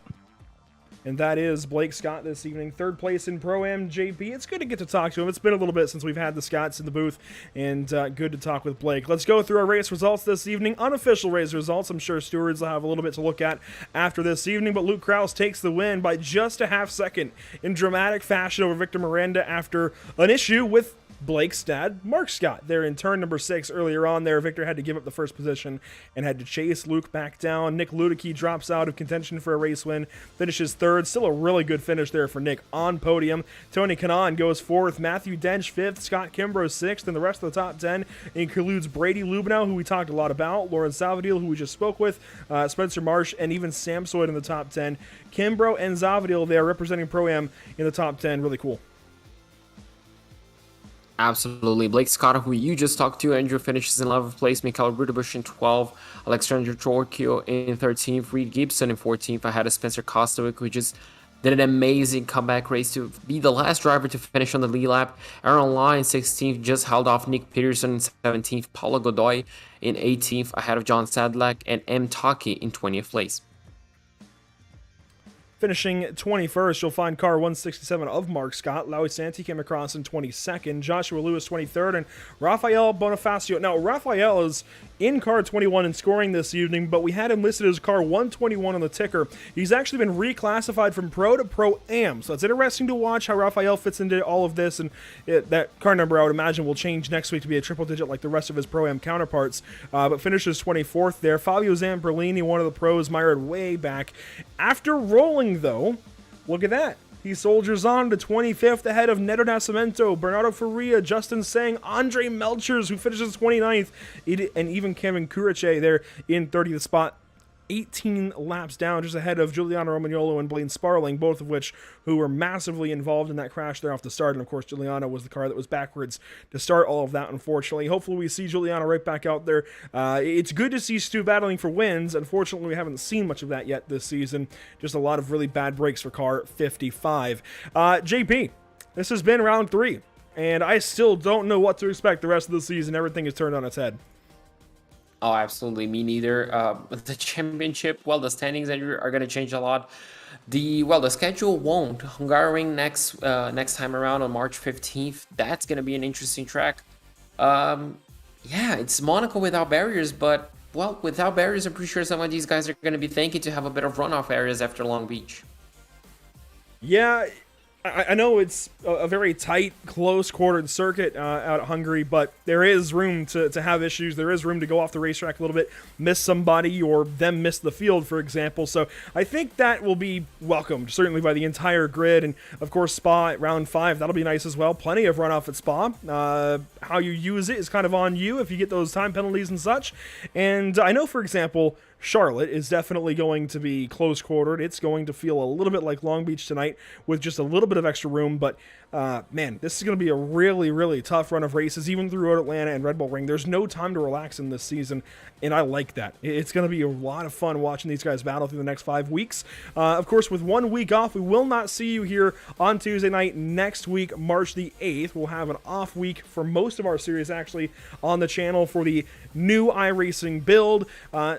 Season 2 of 2022 is coming up, but it's important for iRacing to get things right. Sometimes those hot fixes are very important, so it's honestly better for us to let iRacing do their thing, give them a bit of time, and come in a week later. So I like this off week built in, and hey, it's just a chance for all of us to kind of chill, especially after a race like this at Long Beach. So we do have that week off, which means this is what we get to look forward to. I keep doing that. I'm used to a graphic being in one place, move it 1 week, and here we go. But we have a lot of upcoming shows here on Pit Stop TV. Granted, next week is a bit more empty. This is what we have the rest of the week, JP.